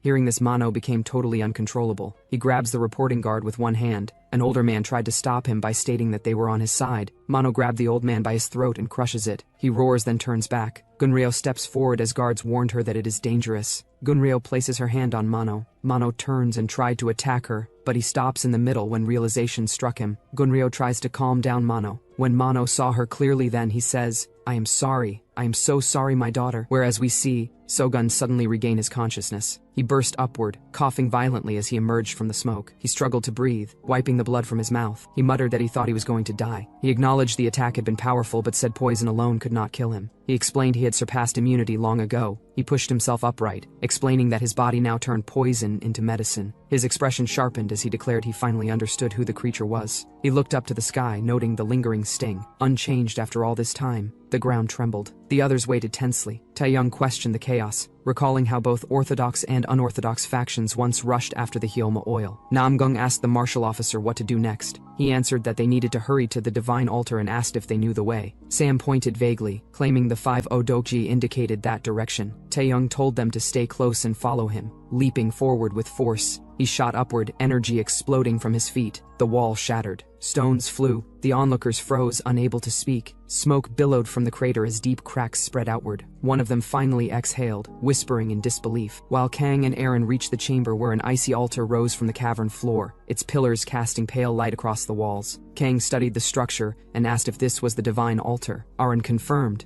adding that the time had finally come. She asks Jang to teach her the Spear King's inner cultivation formula. Kang agreed. A voice calls out to them and asks that this altar was where the first ice crystal had been created. Kang noticed that Jium has arrived with his masked follower. Aran questioned his presence, reminding him their contract gave him no reason to appear here. Jium answered that his deals extended beyond Aaron alone. When Aaron brought up the reputations of the 10 great masters, Jium countered that his own reputation came from his work as a merchant. Because of that, he considered any method that increased profit as fair. He signaled his subordinates, who stepped forward carrying containers. When opened, black liquid surged out, spreading across the floor like a living mass. More of the substance continued pouring until it swirled and pooled, drawing Aaron's attention. The black liquid spread across the ground, ignites instantly. Flames surge upward, consuming the dark water and surrounding the area. Kang watches in shock, realizing the black water has caught fire. Erin raises her hands instinctively, bracing as energy and heat collide. The burning liquid erupts violently, splashing and spreading, yet moving with unnatural weight. The fire intensifies, lifting and swirling as if controlled. She is forced back midair, surrounded by flames. Kang clenches his jaw, recognizing that the substance fueling the fire is no ordinary oil. GM continues, stating that he is different from those who merely practice martial arts. He recalls traveling across the world, witnessing firsthand how the times are changing. He claims that the future will be decided by inventions and technology, not tradition. While traveling, he even witnessed America's weapon. He declares that even martial arts refined over decades are meaningless before this inextinguishable flame. A hooded subordinate steps forward and presents a small black sphere. GM releases it. He throws the object in fire, causing flames roar higher. Explosions ripple outward as the spheres scatter and detonate, tearing through the inferno. GM grins amid the chaos, watching the destruction unfold. More spheres are released, bouncing once before detonating again, each blast stacking upon the last. Our bro finally realizes T is the protagonist and uses his technique. A swirling tornado formed in the air, consuming every sphere in it. GM stared upward, his face twisting as the realization struck. This could not be real. Erin stood calmly amid the chaos. She observed the aftermath without urgency. Kang remarked that it was interesting.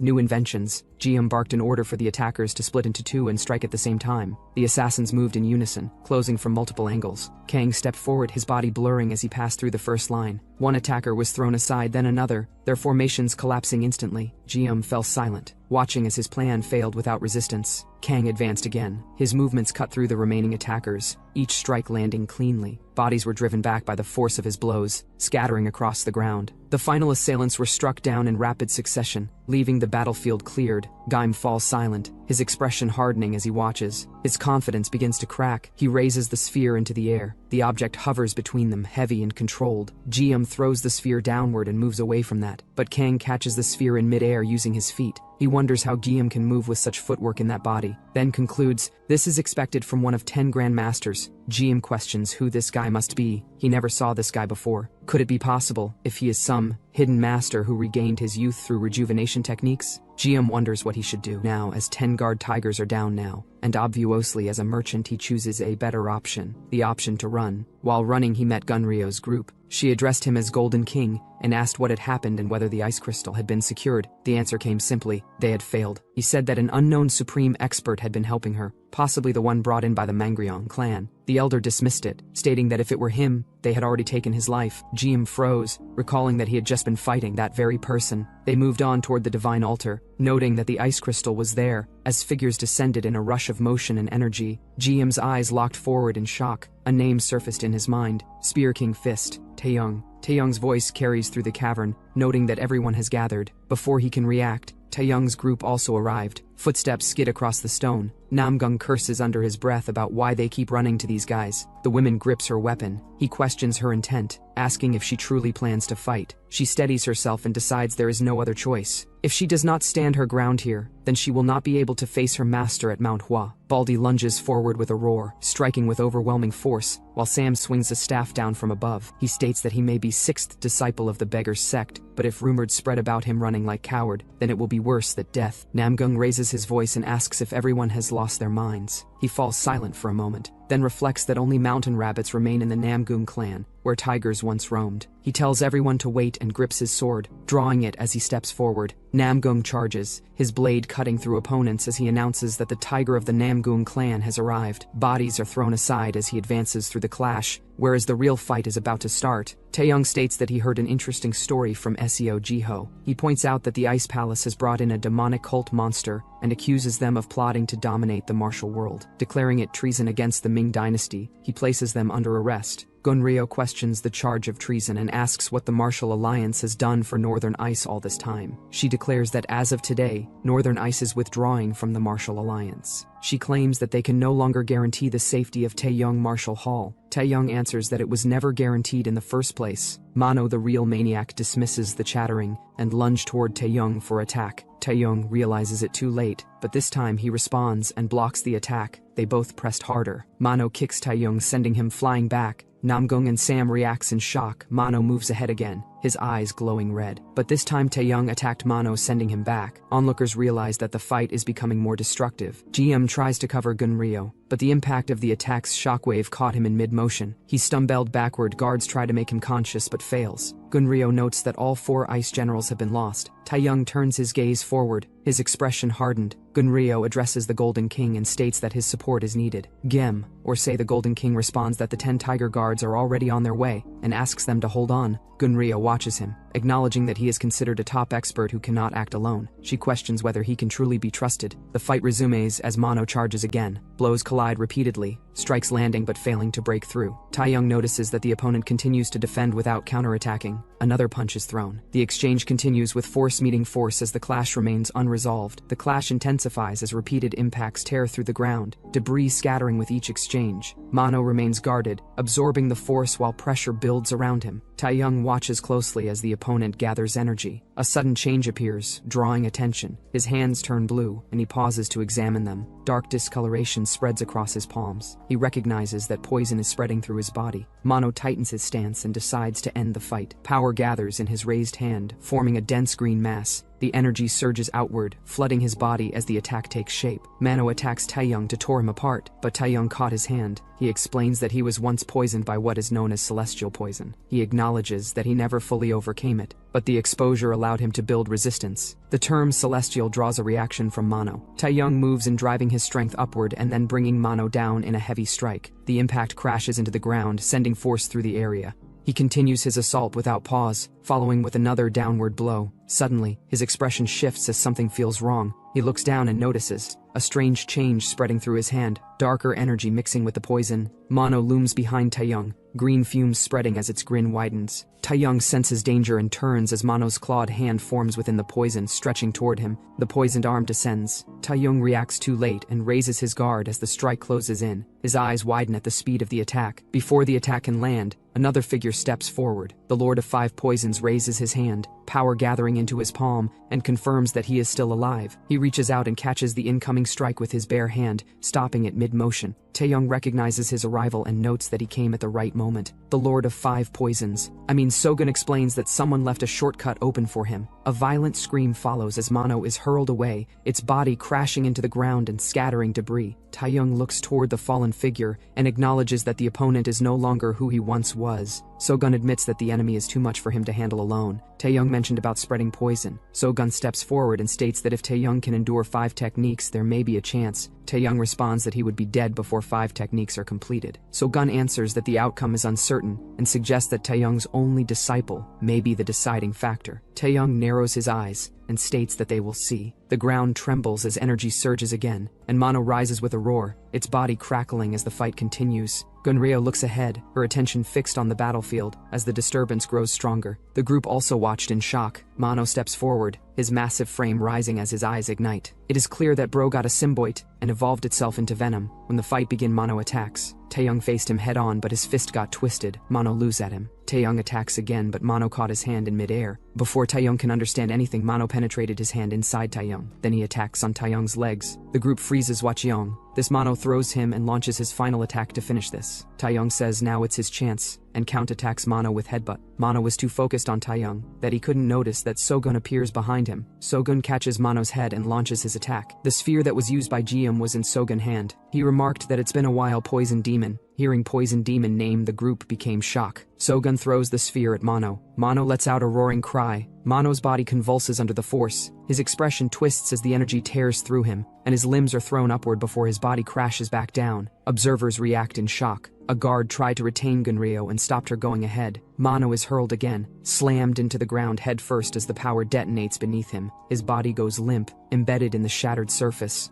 GM acknowledges the impossible outcome, recognizing that a master of the demonic sect has been defeated and that the situation has reversed. Amid the confusion, he decides to withdraw and turns away to leave. He suddenly stops, sensing something off, and looks ahead. He noticed Kang. Kang approaches Taeyong and remarks that everything seems to be resolved, and Taeyong states that Kang arrived faster than expected. He asks about Seolaron's whereabouts. The answer follows that Seolaron is currently undergoing the process of accepting the ice. Taeyong points out that Seol Aran should have been guarded and questions why Kang came here instead. Kang replies that all threats have already been eliminated and credits everyone present. The group falls silent at his words. Jium realizes that this means Seol Aran is alone. He notes that the others do not know the sun pill was fake and concludes that Seol Aran is completely defenseless while absorbing the ice essence. He decides to act and declares Seol Aran as his target. Taeyong reacts in confusion as Sam reports that the Golden King has disappeared. It is revealed that the Golden King went to the divine altar and must have realized that Seol Aran was left alone. Alarm spreads as the situation becomes clear. Sam asks what should be done. Taeyong states directly that Seol Aran is in danger. Kang rejects the idea, insisting it cannot be true. At that moment, a sudden impact echoes from the direction of the altar. The Golden King appears, injured and restrained, his body wrapped in ice as he struggles and lets out a strained sound. Those watching from afar react as the impact spreads. Gunryo stiffens, recognizing the danger too late.